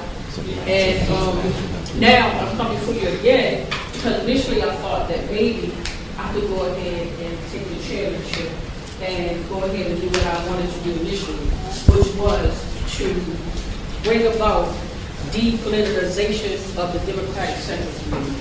Because in my opinion, because in my opinion, it's become too politicized. It's no longer the president of the neighborhood association. Now we have people who want to come to this committee and cut their teeth on their political game and put in their resume, I did this so that I could eventually be there. So one of the reasons why I did it, again, is because I wanted to kind of get rid of that. I'm the average Joe from Sandtown, West Baltimore. And in my community, it's not the same district. One side of the district looks like this, and the other side of the district looks like that. So I come here representing that side of the district. Because this side of the district, they straight. Trash picked up, no broken windows, no dilapidated buildings, so they good. So I come here intentionally, I want everybody to know. I represent the whole city, but some parts of the city good. So I came here to represent the people that's not. So that's why I put my hat in the ring. And one of the reasons why I'm going to support Corinthia Barber, because I trust her. Some of the people here I don't trust. I don't trust what their objectives are, and that's just being real. I want somebody to represent me that looks at the entire district. I want somebody to represent me that understands that Baltimore is a whole. And I wanted to be able to have the opportunity to at least say that. But what you do get in me is a genuine person that fights for all of his city. And it don't matter whether I'm sitting in that seat, or whether I'm sitting in this seat, or whether I'm behind or the head. I will always be a part of this body and I'm going to fight for all of us. So there, I put my vote is going for her. And anybody in here that intended to vote for me, vote for her.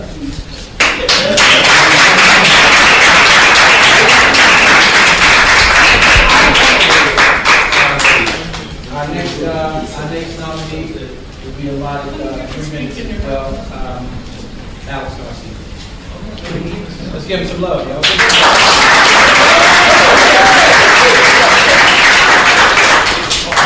Thanks for the love. Good evening, everybody, and I appreciate your consideration tonight and the opportunity to address you as to why I'm running for chair.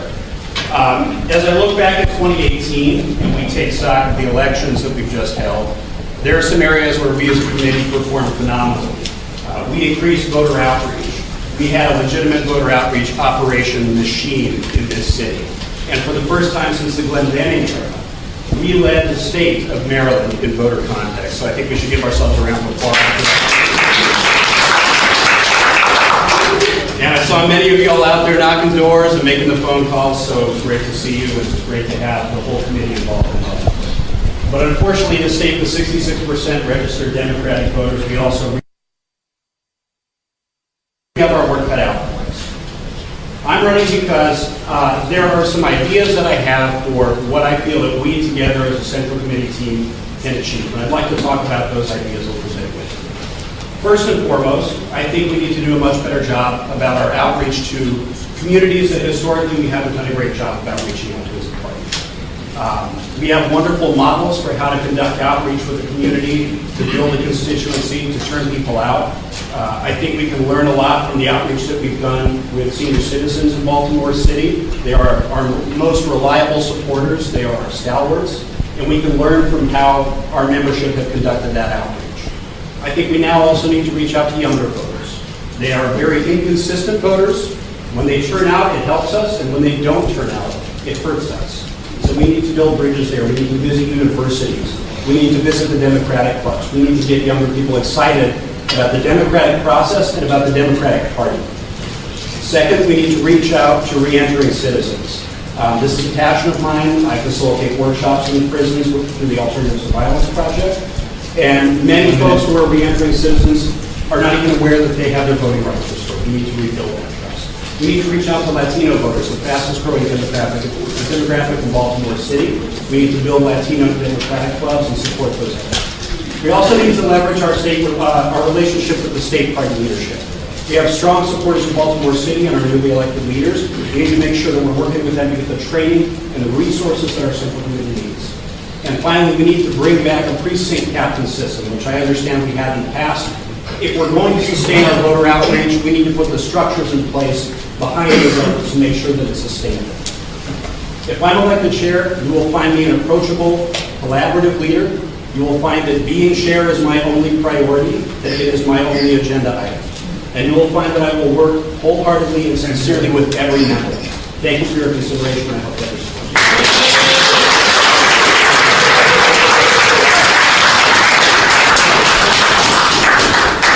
Our next nominee for a 3-minute time limit, Corinthia Ball.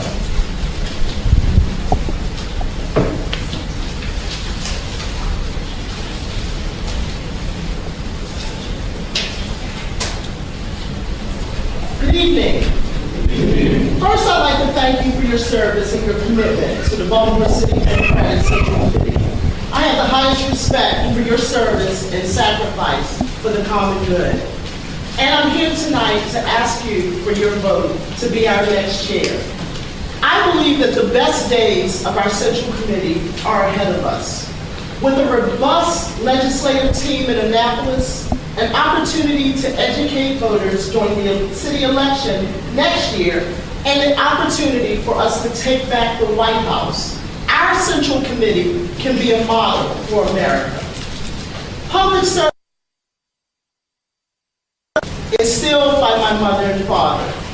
That public service includes our working together on local and national campaigns for Democrats.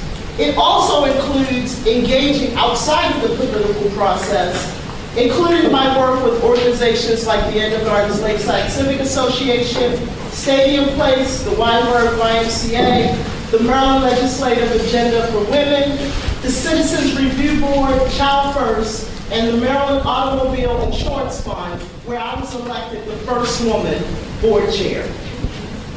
I ask for your vote as Central Committee Chair because I bring energy and passion, a track record of demonstrated leadership, demonstrated commitment, institutional knowledge, and a broad and deep network that can be leveraged to benefit our committee.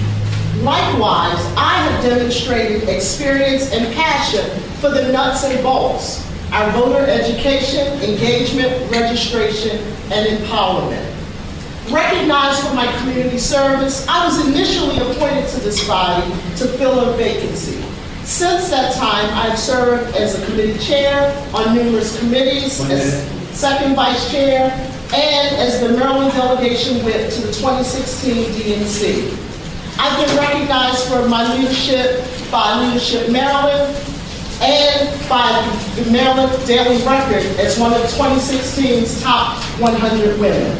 As chair, my priorities will be education and training, building capacity, developing strategic partnerships with organizations that do the same kind of work that we do, but bringing us all together to strengthen our efforts. And finally, facilitating a regional approach to voter engagement, working with our colleagues in Baltimore County, Howard County, so that we can broaden our impact and expand our sphere of influence. Again, I ask you humbly this evening for your vote. Thank you so much.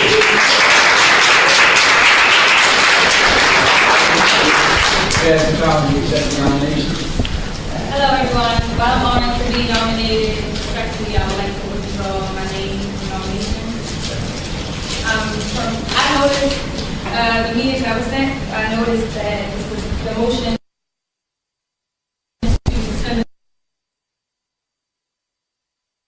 And I'm trying to figure out why was the meeting rescheduled for the Jewish holiday in September. There was no vote. There was no vote.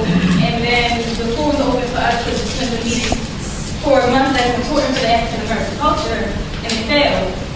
I'm new to this. This is my first time in the Baltimore State Central Committee. I want this to be a fun and very learning experience for me. I'm so passionate right now. It's just very frustrating because I see the divisions right now, and I just hope that that will change. I'm going to put my support behind Corinthia Barber, and I hope that we can all just come together and just strengthen this committee, because right now I just see a lot of division. Thanks, Sarah.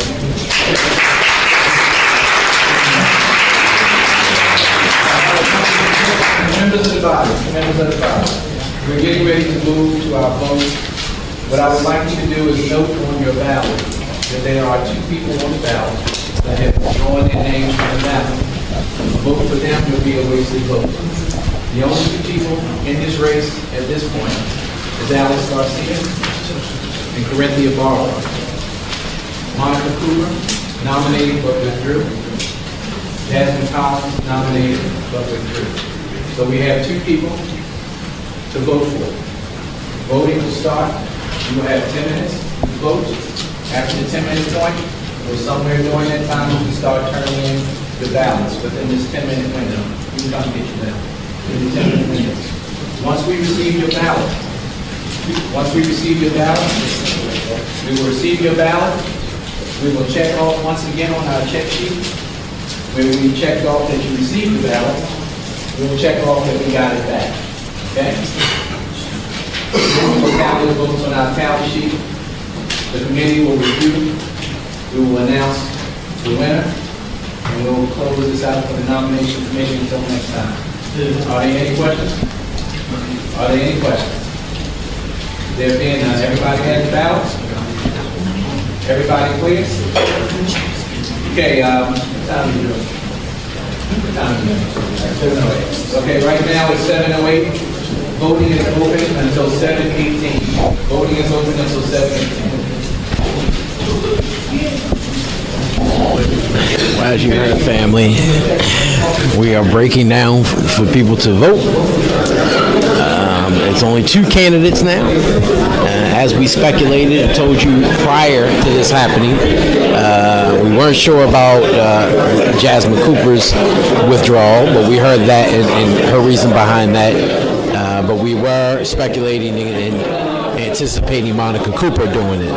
Both of them, it's interesting that both of them have backed and supported Corinthia Barber. And you've heard and seen a little bit of a surprise and some frowns over there in the Alex Garcia camp in the 43rd district.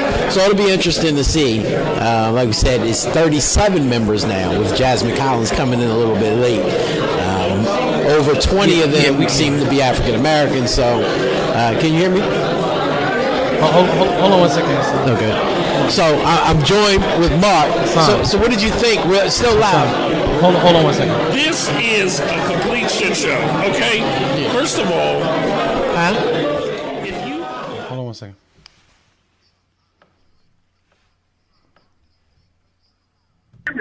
One candidate has 3 people speak on their behalf. One candidate only has 1. They both should have been shut down when they stood up. If you're running, you run. If you're not running, you don't stand up and speak in defining the nomination. You don't define the nomination. So that's why this whole process is unfair. That was supposed to work. She got up and started talking about the Jewish holiday and February Black History Month. You have to sit through the judge here.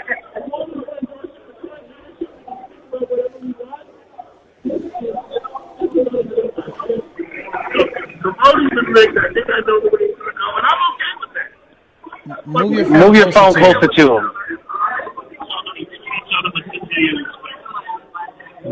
You don't feel like there was any real difference? You can get up and give a speech in declining a nomination and endorse another candidate. At the very least, Alex should have been able to have 2 of his supporters stand up and say why they're voting for him. You've had 3 people tell you why they're voting for him. But they weren't nominees, though, who withdrew. If I knew that by being nominated and I declined I could speak, I would have done that too. And he could have done that too. I mean, these are why they're rules. This is why an elections process is supposed to be scrupulously fair. This process has not been fair. Not at all. It's horrendous. We'll see how it goes. This is why people don't want to get involved, because they think the game is rigged. And in this case, it is. But I'm going to stick around and try and change.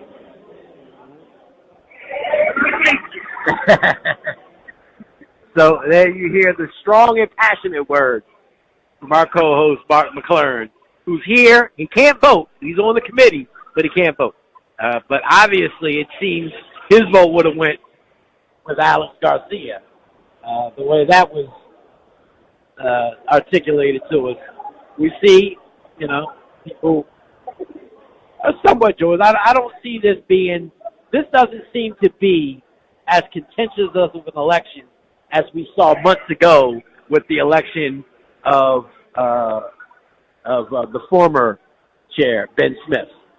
During that time, and again, mind you, he wasn't the only one on the ballot. There were other things, but it was clear that election was the one that mattered the most, that and the second vice chair, which we saw what happened with that. And so this time around, it'll be interesting to see exactly. I want to see how Ben Smith votes, because it was said and reported to me, at least, that after finding out and speaking with Corinthia Barber and finding out that she was going to run for the position, he immediately called someone else to have them run, who then in turn called Corinthia Barber and said, I'm supporting you. And so it'll be interesting to see who he votes for tonight. I think that'll tell the tale of if this rumor was true or not. But I think most people have made up their mind. You saw a long line of people handing in their ballots early. I don't think there's anybody over there, debating on who to vote for. It seems, and at least on my count, that most people have already turned in their ballots. So, we'll see an election fairly soon, within minutes. If I was a betting man, I would definitely bet on Corinthia Barber. And since I am a betting man, and I just won a couple I would definitely bet on Corinthia Barber. And since I am a betting man, and I just won a couple $100 at Live Casino earlier today, then I'll put that money on Corinthia. But either way, I think both candidates are great people. Will do some great things. I wish both of them the best. But we'll see who officially gets in the next few minutes.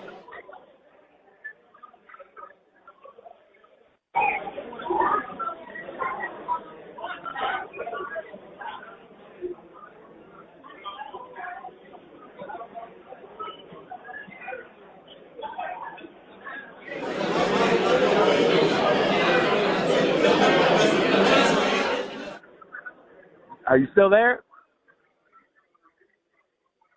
Hello? Yeah, we're still here. We're still here. Can y'all hear us still? I can hear you. I'm picking up the audio more from your phone. You're picking up a lot of loud audience noise. No, I'm picking up your audio from your phone, which is a lot better. Okay. Is the microphone not coming through well? It is, but it's up loud so that I could pick up the background, because they're so quiet. So I actually switched to your phone's mic because that's a little bit more quieter. The other mic is picking up a lot of background noise because it's turned up so loud. But yeah, with your phone though, just make sure you point your phone's mic, whoever you speak to. Is there anybody else you think you could speak to that may be willing to speak during this 10-minute? I can't hear you. You can't hear me? Now I can. Okay. I was saying, was there anybody else that you could think of that you may be able to talk to while you have this 10 minutes?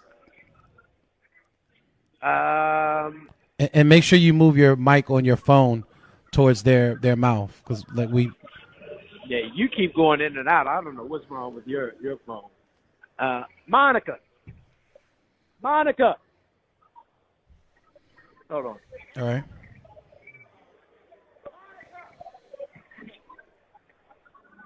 All right, we're going to speak with Monica Cooper. Stand right there. Back up a little. Little bit more. Right there. So, why did you feel tonight that you felt like you wanted to decline the nomination and support Corinthia Barber. My nomination, I thought about it, and I really don't have the type of time that I really would need to make sure that I do a really good job for our city. Okay. Turn your phone towards her. When I look at this body, I look at Ms. Barber as somebody who I would feel more comfortable with representing the body, because in our district, they don't look the same. The side of the district that I live in don't look like the other side of the district. So the people who I want on this body and on this body are people who understand that we need to have one district. The whole district needs to look the same. Stand that we need to have one district. The whole district need to look the same. It need to look the same way that Roland Park looks. It need to look the same way that Canton look. The same way that Butchers Hill look. All those different places that are really nice places to live. Healthy living, thriving people, development, jobs, activities. I want all of the districts to look like that. So anybody that represent me, I want to make sure that that's somebody that I feel like would represent all people, regardless of your race, creed, religion, or what your zip code is. If you live in this district, no matter what it is, it should look the same. I'm looking for some equality, something that's equitable, and I want this body to be that way. All right, man. Thank you, sir. No problem. Thank you. All right, I think they're about to call it back to order and see exactly how it. Mr. Chairman, okay, don't dodge the cameras now. Stand right here. I got to get live on DMV Daily. So you got to back up a little because they got to see. Okay. You were the former chairman of this body. Yes. How do you think this whole? I mean, was it? I said a couple members were a little upset that the members who did try to run, resign, then were able to give a speech from the floor. Yeah. Is that typical? I think this is a new body that have to feel their way through a process. I think the chairs of these committees have to learn a process and stick to the process. It's new for everybody, and it's a learning curve. So you can overlook certain things. I would have let them give their speech, and in their concession speech, if they wanted to say, I won't take it. But I thought once they resigned, that should have negated them from giving a speech. you have any favorites in this? No, I'm the best person. Of course, I like Corinthia. Corinthia was served well as first vice chair, second vice chair, and I think at this point in time, the State Central Committee, they need a seasoned person to lead the body. A lot of changes on the State Central Committee has happened over the last year and a half, let alone 6 months, and I think you need somebody to stabilize the State Central Committee and bring it back to its true meaning, and then from there, may the best person win for more. But at this point in time, with the changes that has been made over the last 6 months, I think they need somebody to stabilize the State Central Committee and bring it back to its meaning and its purpose. You got big shoes to fill. Thank you, Mr. Chairman. Thank you. That's the former chairman of the Baltimore City Democratic State Central Committee, Sherrod Barnes from the 43rd Legislative District. Of course, he stepped down last year because he was not reelected and he did not run. And he was not reelected to the Central Committee. Here we go.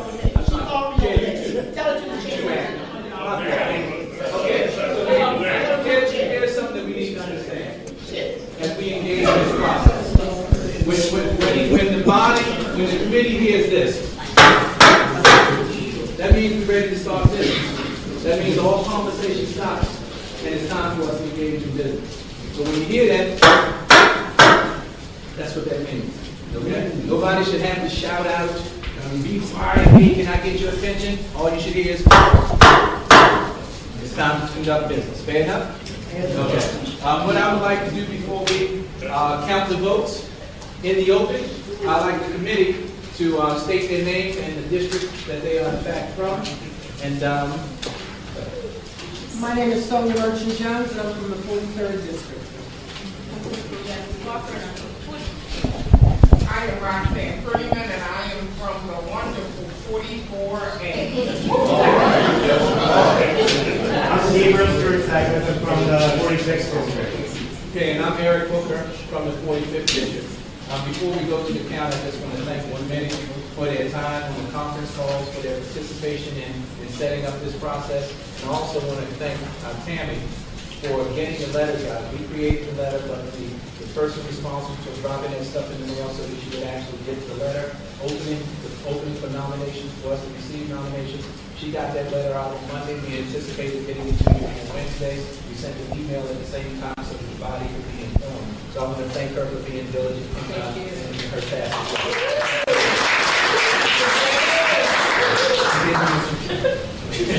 And this is the last part. This is the last part of the nominating committee's process. We're going to tally the votes. So if you would turn over the vote, I want you to mention the person who signed it from the bottom and who they voted. It's an open process. This vote is from Leanne Garcia, and it is for Alex Garcia.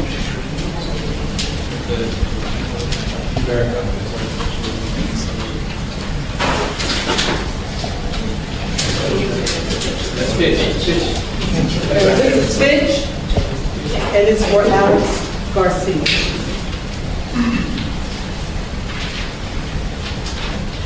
This is Antonio Glover, and it is for Corinthia Barber.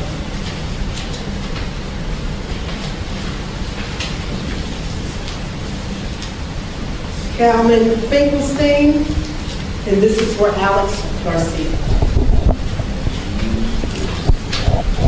Sharon Brackett, and it's for Alex Garcia. Harris Bernert for Alex Garcia.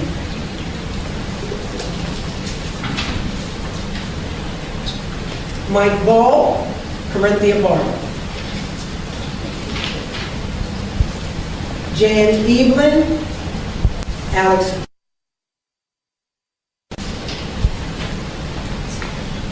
Jasmine Collins, Corinthia Barber.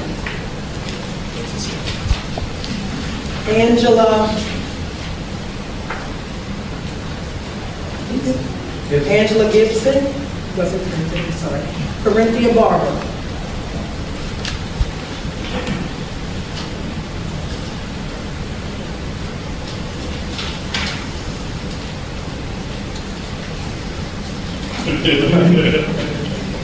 Layla Campbell, Corinthia Barber. Jackie Addison, Corinthia Barber. Eric Booker, Corinthia Barber. Cecil Aston, Corinthia Barber. Angie Winder, Corinthia Barber. Corinthia Barber, Corinthia Barber. Sylvia Williams, Alex Garcia. Sonia Merchant Jones, Alex Garcia. Tammy Stinnett, Corinthia Barber. Keith Haynes, Corinthia Barber. Roxanne Prettyman, Corinthia Barber. Mark Edelson, Corinthia Barber. Betty Bland Thomas, Corinthia Barber. Cynthia Hendricks Jones, Alex Garcia.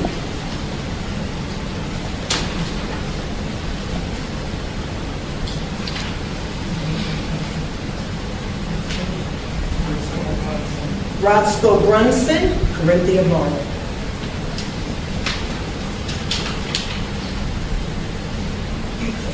Kyle Berkeley, Corinthia Barber. Alex Garcia, Alex Garcia. Lisa James Henson, Corinthia Barber. Denise C. Richards, Corinthia Barber. Robert Stokes, Corinthia Barber. Timothy Brisden, it looks like. Brisden. Okay. Corinthia Barber.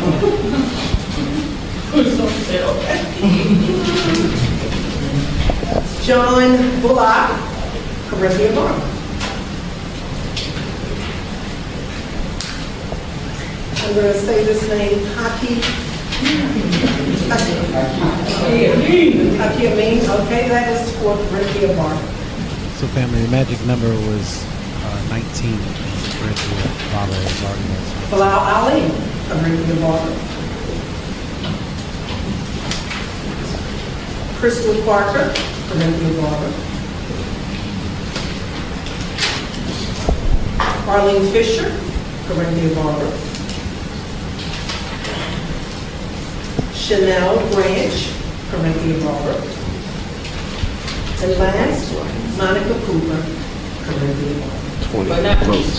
Not this. That's right. 28 votes for our new chair, Corinthia Barber. Number 119. The new chair of the Democratic Convention, Corinthia Barber. All right. Chair of the Democratic. Tally has been done. Tally is completed. And our chair, person that this gallon goes to is Corinthia Barber. 28 to 10.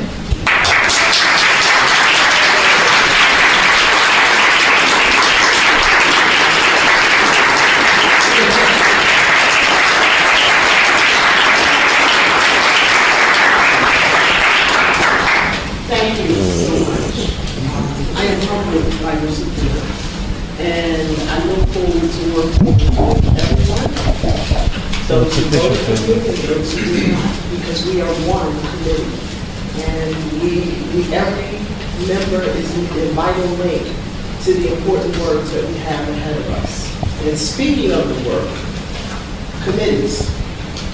Okay, we need to get our committees up and functioning.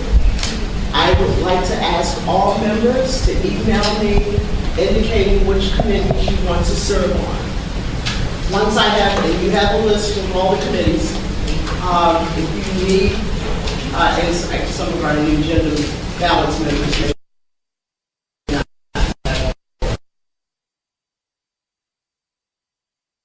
The one that's most pressing is fundraising. Because as you heard earlier, we made a decision that we will be having a fundraiser on May 4th. So those individuals who are willing to serve on the fundraising committee, today is Wednesday, would you please email me by Friday? Once I have the list of everyone who is interested in serving on the committee, and I will appoint a chair of the committee, and I'll be asking that individual start working on the fundraiser as soon as possible.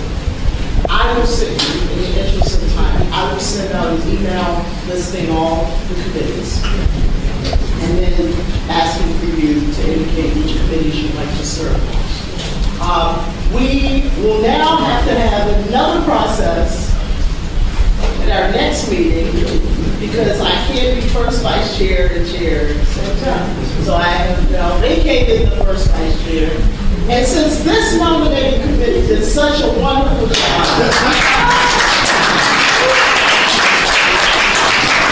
I am appointing you as the nominating committee to handle that process as well. Madam Chair, I'd like to react to that.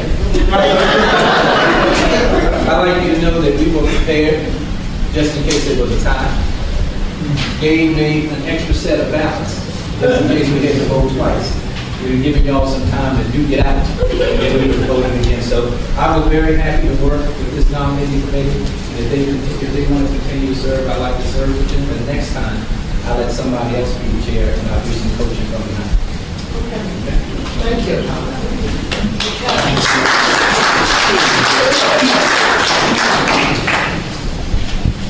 You have a copy of our meeting dates for the year. Our next meeting is scheduled for February 20th. That's your birthday? No,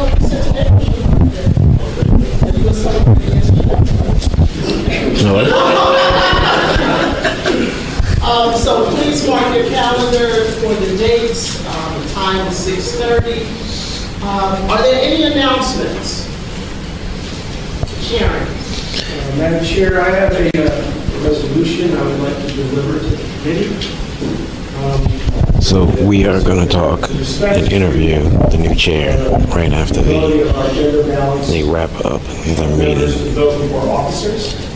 We're doing this consistent with our bylaws, which state that a written resolution must be submitted at the regular or special meeting of the DS. The Central Committee acted upon at the next special meeting.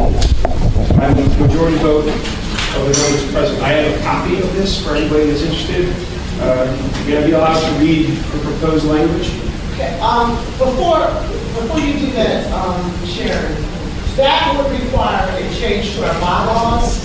So that is one of the committees that we need to get active, and that will be a committee that I will be appointing and asking them to work on bylaws revisions sooner rather than later. Madam Chair, I don't dispute that it's certainly a subject that can be addressed by the bylaws committee. However, given that there will be an election next month, okay, I believe there's some urgency in us making a decision with respect to this, and I am within the bounds of the bylaws as they're currently represented. There's nothing that says a change to the bylaws requires approval of a bylaws committee. It purely says a vote, it gets filed at the meeting, and then there is a majority vote of the voting members at the next meeting. That is, Jan, I know you're an attorney, right?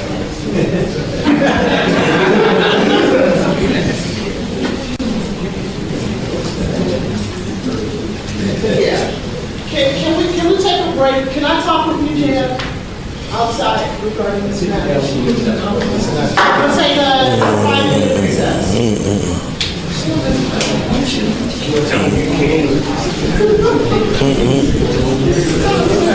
So, family, I want to, in case you missed that, basically what happened was Sharon Brackett, a member from the 46th Legislative District's Central Committee, who is an actual member and was elected by the people of the 46th, is trying to introduce a bylaw change, a change in their bylaws that would allow gender-balanced individuals like our co-host Mark McLaren and others to be able to vote in elections. Now, the reason why they're trying to get it introduced now to be voted on at next month's meeting is because next month's meeting is going to have another election. Because the first vice chair was just elected as the chair of the body, Corinthia Barber, she now has to vacate her first vice chairmanship position, which will lead us to another election next month.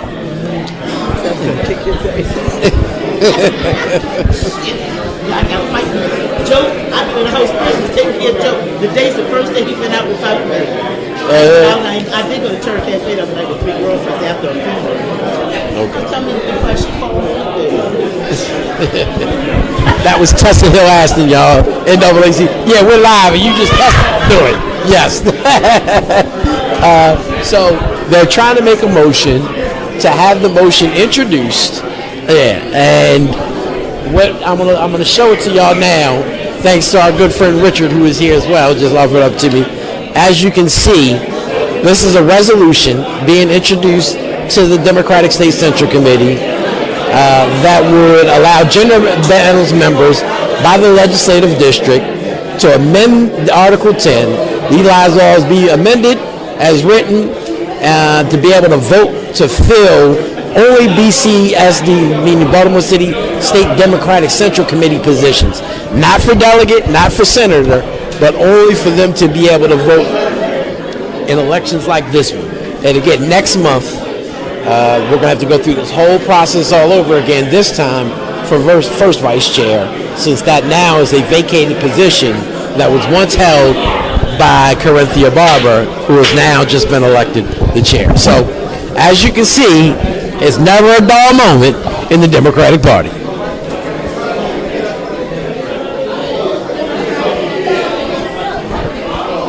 Okay.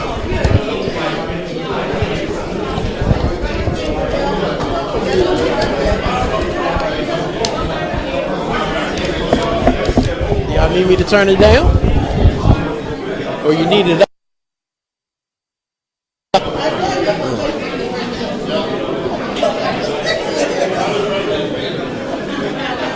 Okay, sounds good.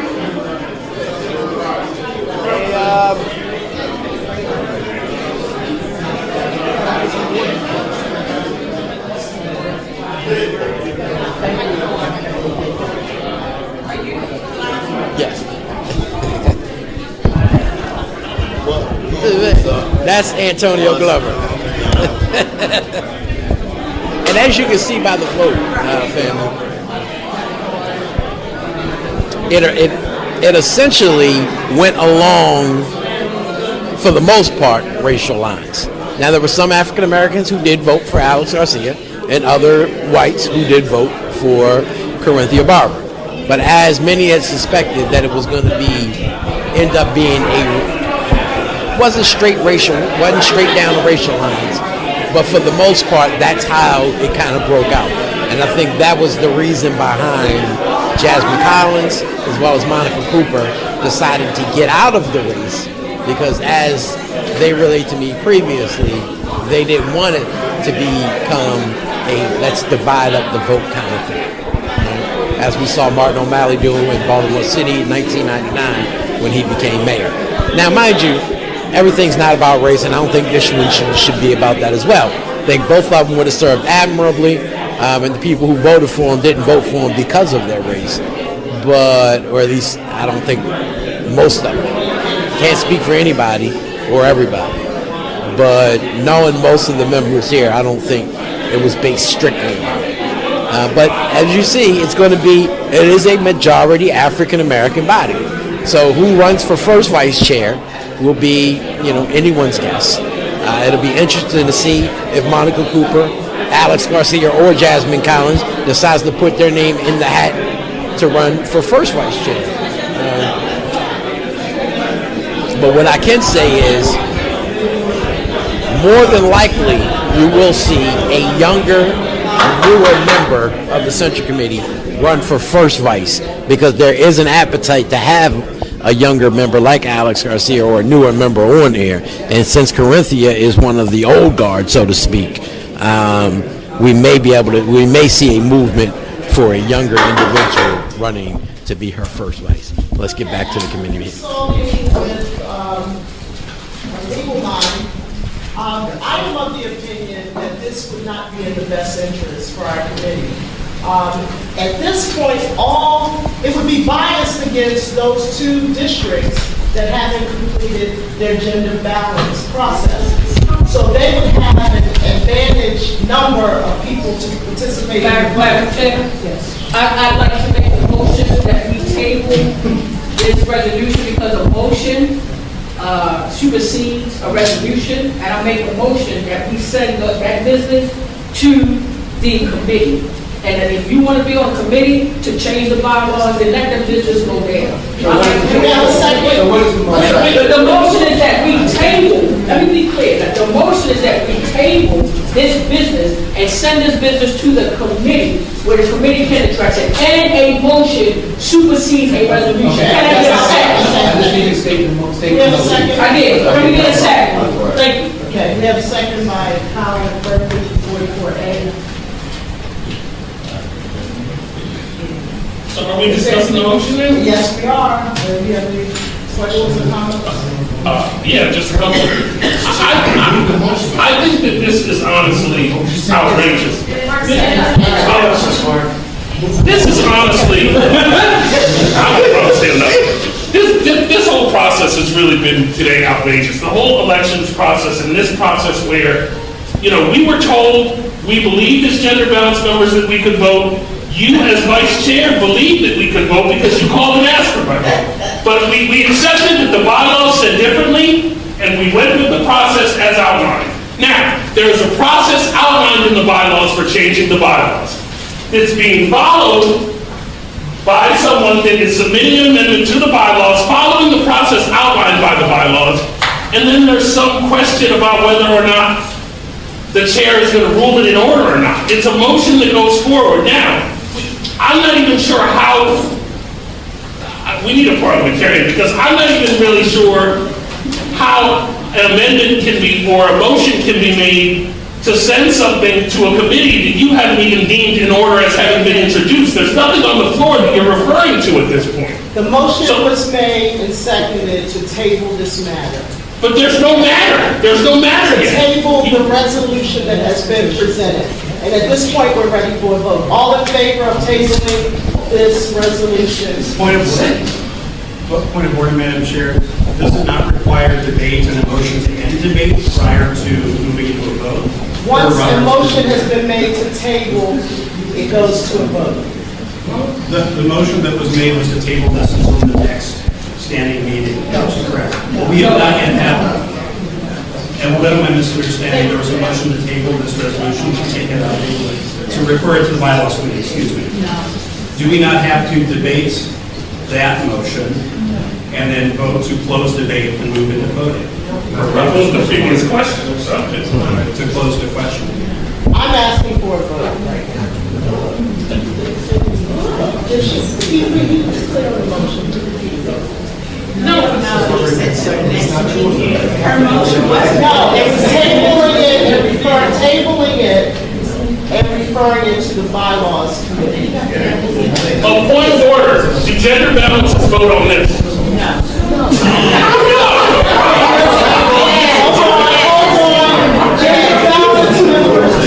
Vote on business of the committee. Thank you. You vote on business of the committee. That's the question. I'm sorry, I'm the former CEO for nonprofit, just to give you some help. State your name, please. I just wanted to. You're not a member. I know, I just wanted to give you the timeline so that you can get to the vote that you want to do, so that you're in order, so that nobody can come back and say anything about it for you. Actually, sir, you can't say anything because you're not a member of the body, you're a guest. And we appreciate your I was just trying to offer my advice. I know, but in actually think about it, if we were on the House floor at the state, nobody can say anything with respect to what's going on at the House. People that are visitors, and the members, we got to figure it out ourselves. I can clarify things about the clarify. James Torrance, 40th District. So the motion was made by Monica to refer the resolution. Sorry. The motion was made by Monica to refer the resolution to the committee of the jurisdiction. She didn't say anything about the meeting. So when there was a second, we had a debate. Now the chair is asking to close the actual debate, which means that a member can make a motion to do it. Unless there's too much time has elapsed, then the chair can use her discretion to bring it up. So that's where we're at. So someone can make a motion for previous questions, to close the debate, and then actually go to a vote. Or we can continue the discussion, or the chair can wait until a time has elapsed where it's in the best interest of the body to move forward. That's it. So, point of information on the motion, because I'm confused. Point of information on the motion. Do we have one meeting, please? Is the motion to indefinitely park it in this committee, or is there a date certain by which it's supposed to come out of this committee? So because otherwise, we could never see this again. We will see it again. I asked members to express their interest in serving on committees. Since June or July, when we all came together as a new committee, the only committee that has been functioning is the committee that Monica chaired, the voter engagement committee. We now need to get all of our committees formed and functioning, and the work that needs to happen. Then, Madam Chair, with all due respect, you understand my concern. If it's been 6 months and this committee has never met yet, I'm a little concerned of referring it to a committee that has yet to meet. Can I make a motion that we, please, and somebody check in this debate, we're being here all night. Can somebody, debate, please?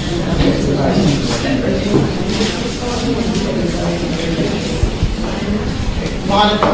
Yes, I'd like to make a motion that we please close this. There's already a motion on the floor. And it's been on the floor and it's already been seconded. And given it's based on the time that we have been hearing to this, I'd like to ask for a vote. Please keep up. You're not talking with my hands. I need to move my hands. Can I have a vote? All in favor favor of the motion to table this resolution and send it to the bylaws committee? Raise your hands, please. Tammy, could you count?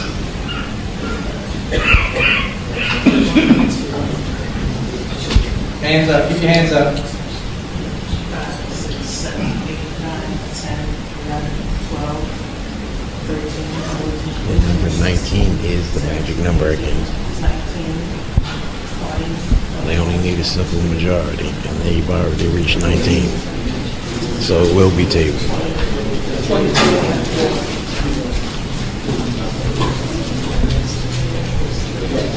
All opposed?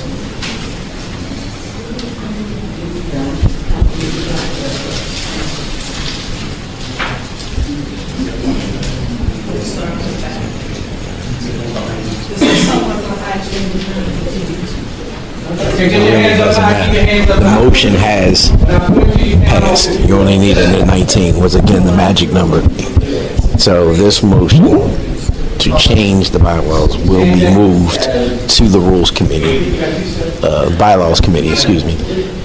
That actually hasn't been formed yet. So it may not come out for quite some time, or until a committee is formed and expedited. The problem is, though, even though I know that they would love to be expedited, that is typical in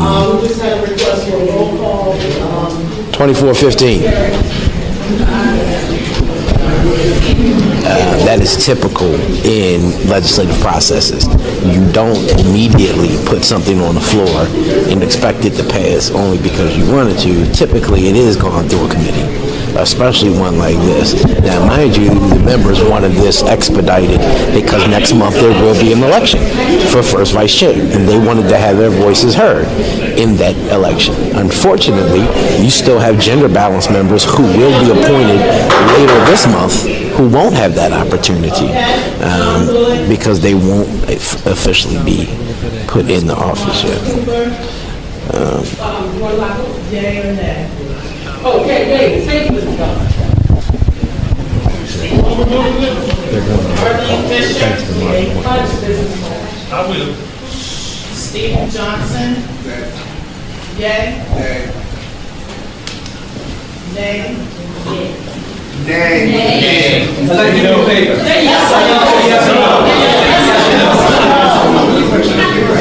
Yes or no? Mark McLaurin. No, that's a terrible idea. Crystal Jackson Farmer. Order, please. Ben Smith. Yes. James Torrance. No. Sherelle Witherspoon. Bilal Ali. Yes. Talia Fink. No. Calvin Finkelstein. Yes. Angela Gibson. Tessa Hill Aston. Lisa James Henson. Yes. Tammy Spinett. Yes. Thomas Akers. No. Corinthia Barber. Yes. Alice Garcia. No. Leanne Garcia. No. Francesco.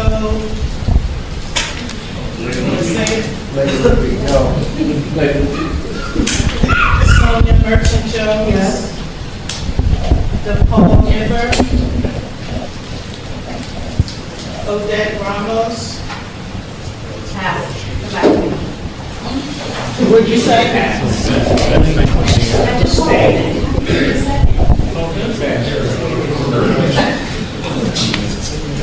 Terrence Ford. So essentially, the vote was taken. The vote was actually given that will send it to Angie Winder. He's asked for a roll call. Roll call means that every member of the body has to audibly give their vote, yes or no, on how they voted. So that way it's in the records and they can go back to it to see what member voted as to whether they chose to support the motion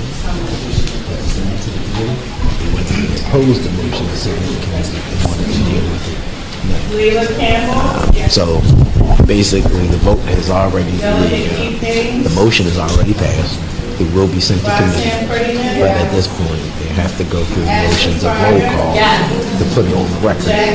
Thanks to the motion from our good colleague and co-host of the show. But nonetheless, it will be sent to committee. That committee has to be formed. Yes. I would assume if they want it out anytime soon, that Mark McLaren and the rest of those who want this should hurry up and become parts of this committee in order to analyze it. And then we will see it come out of committee. But even when it does come out of committee and it comes back to the floor, you will then have them to vote on it to bring it back the next month. It can't be voted on immediately. And so it'll be brought out of committee, for or against, and then brought to the full body to vote up or down. And I don't think you'll see a majority of members vote to support this measure, regardless. But remember, the gender balance members can vote on this. So when it does come out, and it is on the floor for an up or down vote, they do have a voice in this. So you're going to have even more gender balance members by the time this vote does come up. It actually favors them at a later date because they'll have more members that'll be able to vote in favor of this. You would think that a gender balance person, as this would favor them, that they would vote in favor of it. So we'll definitely be listening. But as of now, I think it was roughly 24 votes in favor of bringing it to committee. Again, the magic number it wasn't even 19 because Tessa Hill Aston, I know, left, and I think one other member left. So Odette Ramos just came in. She passed. And so, they definitely got past the magic number. So it will be sent to committee. Motion passes by majority. 27 yes, 19 no. The official vote was 27-19. Huh? Okay. Odette? Apologies for being late tonight. They're held every third Wednesday at 6:30 p.m. at the Humana Building, 1701 North Gay Street, right below North Avenue. We do need people to do voter registration. So if you're available, there'll be a table for us at the Central Committee at the end of the March. This is a rain or shine event, unless of course it's like a blizzard. So we do plan on having it. We might have to move it into the War Memorial, but we do want to have the event. So please, everybody come. It's going to be really amazing. We've got Erica Bridgeford speaking. We have some great speakers from all over. So we're really excited about it.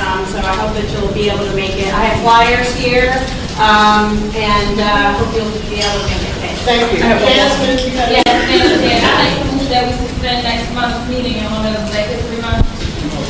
Okay, do we have a second? A second. Okay. All in favor? Is there any debate? Yes. Mark? We just had this discussion last month. I don't understand why we're entertaining this motion again. If we can't entertain it. Okay, that's good. Any questions, comments? Okay, Monica? A Connections High School from... No. Okay. Any other unreadiness before we vote?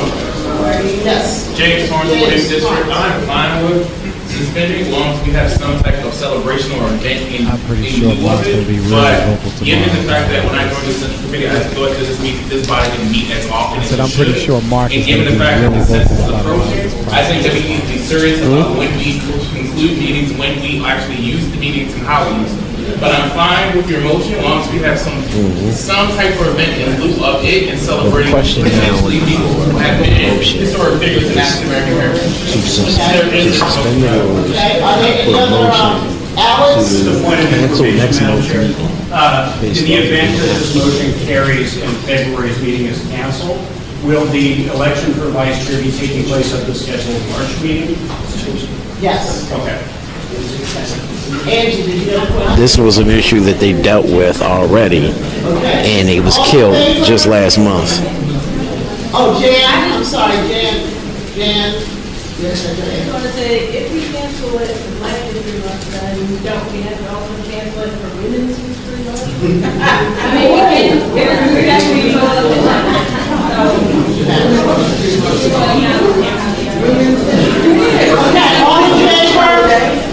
Okay, all in favor of suspending or canceling our meeting in February, raise your hand.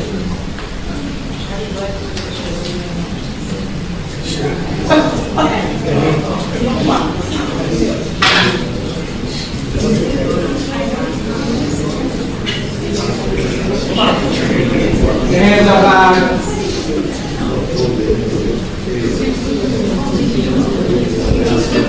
Now, the ridiculous part of this is there's an entire month, and yet they only meet 12 times a year, once a month. And their issue is it's Black History Month, we shouldn't meet this month, which makes absolutely no sense in a bigger scope of getting business done. You don't see the Maryland General Assembly saying, you know what, for 90-day legislative session, but it's Black History Month, so we shouldn't meet through all of February. You know, it just doesn't make sense.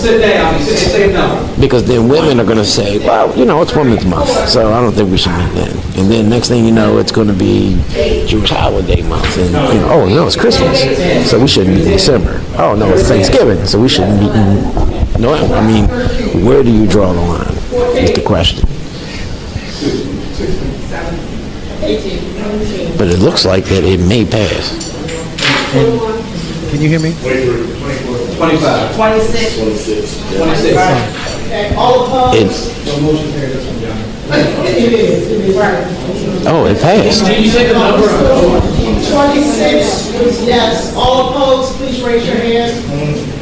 One. It actually passed. Now, mind you, I want to tell the family, they just dealt with this last month. Delegate Keith Haynes brought it to the floor and tried to get several months suspended.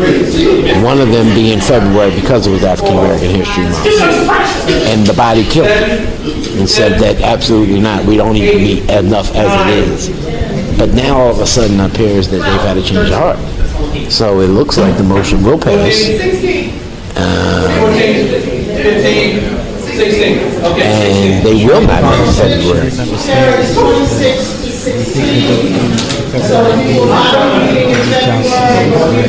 And it might be down to the party.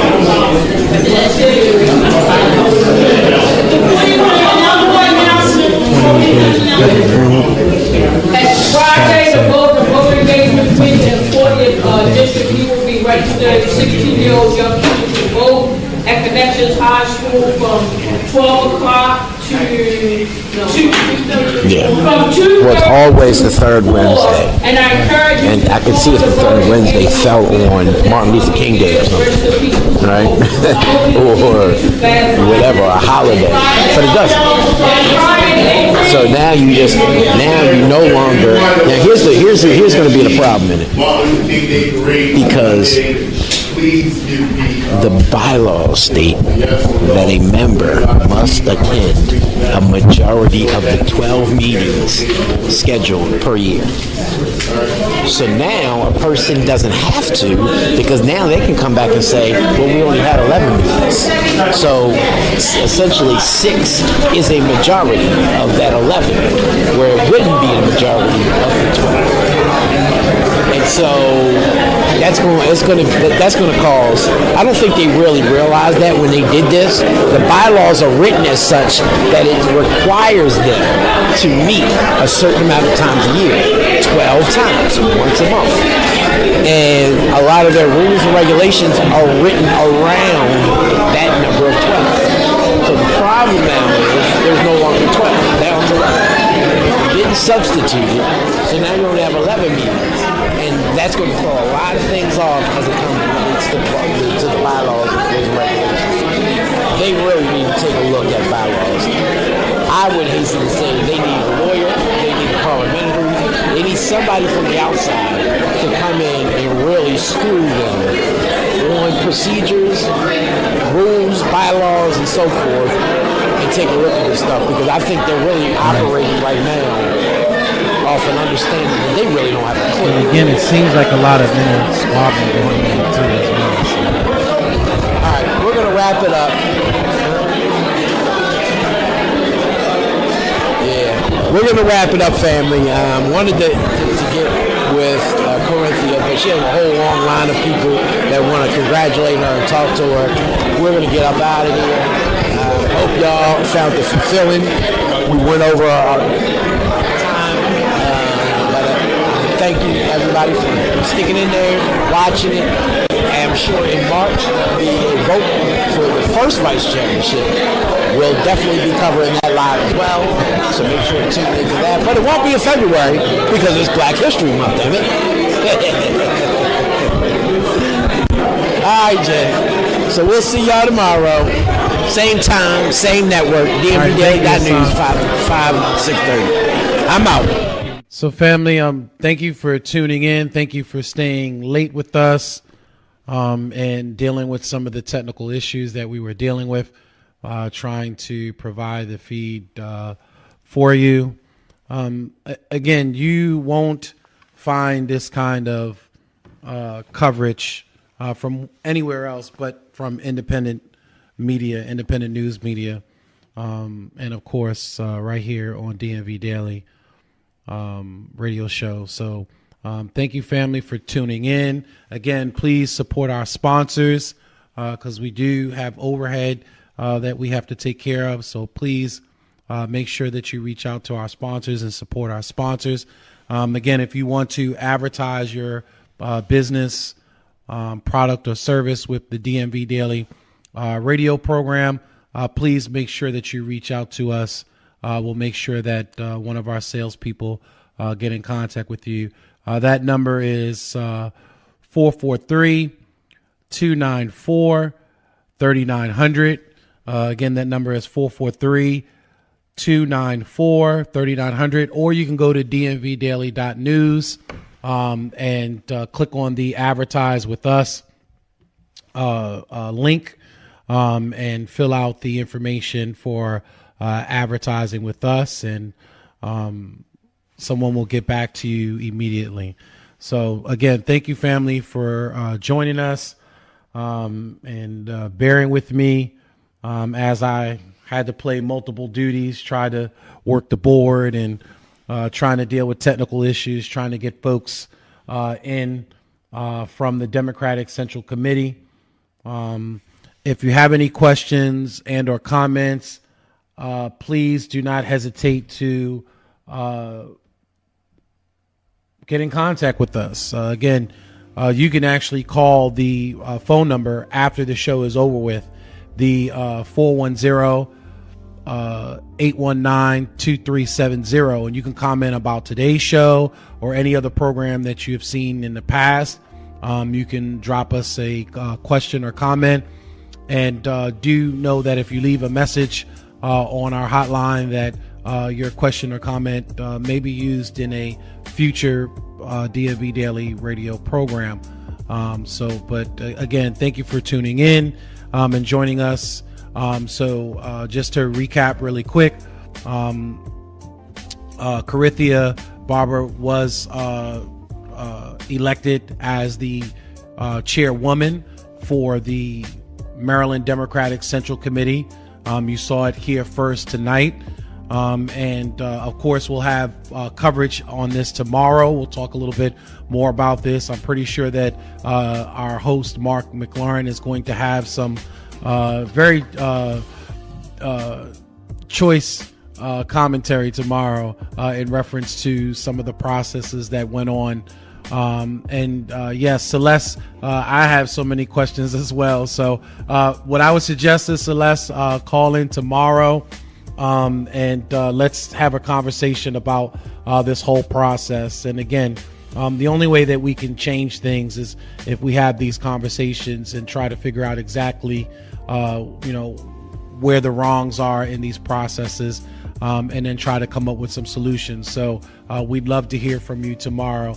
And again, family, love y'all. Stay blessed. As I always say, signing off, make sure you go out there and do something special for someone else other than yourself. And again, thank you for being a part of the DMV Daily radio program.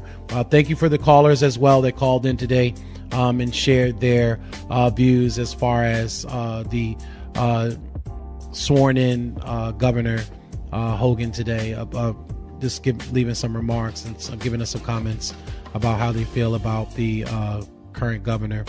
And we will speak to y'all tomorrow. Love y'all, family.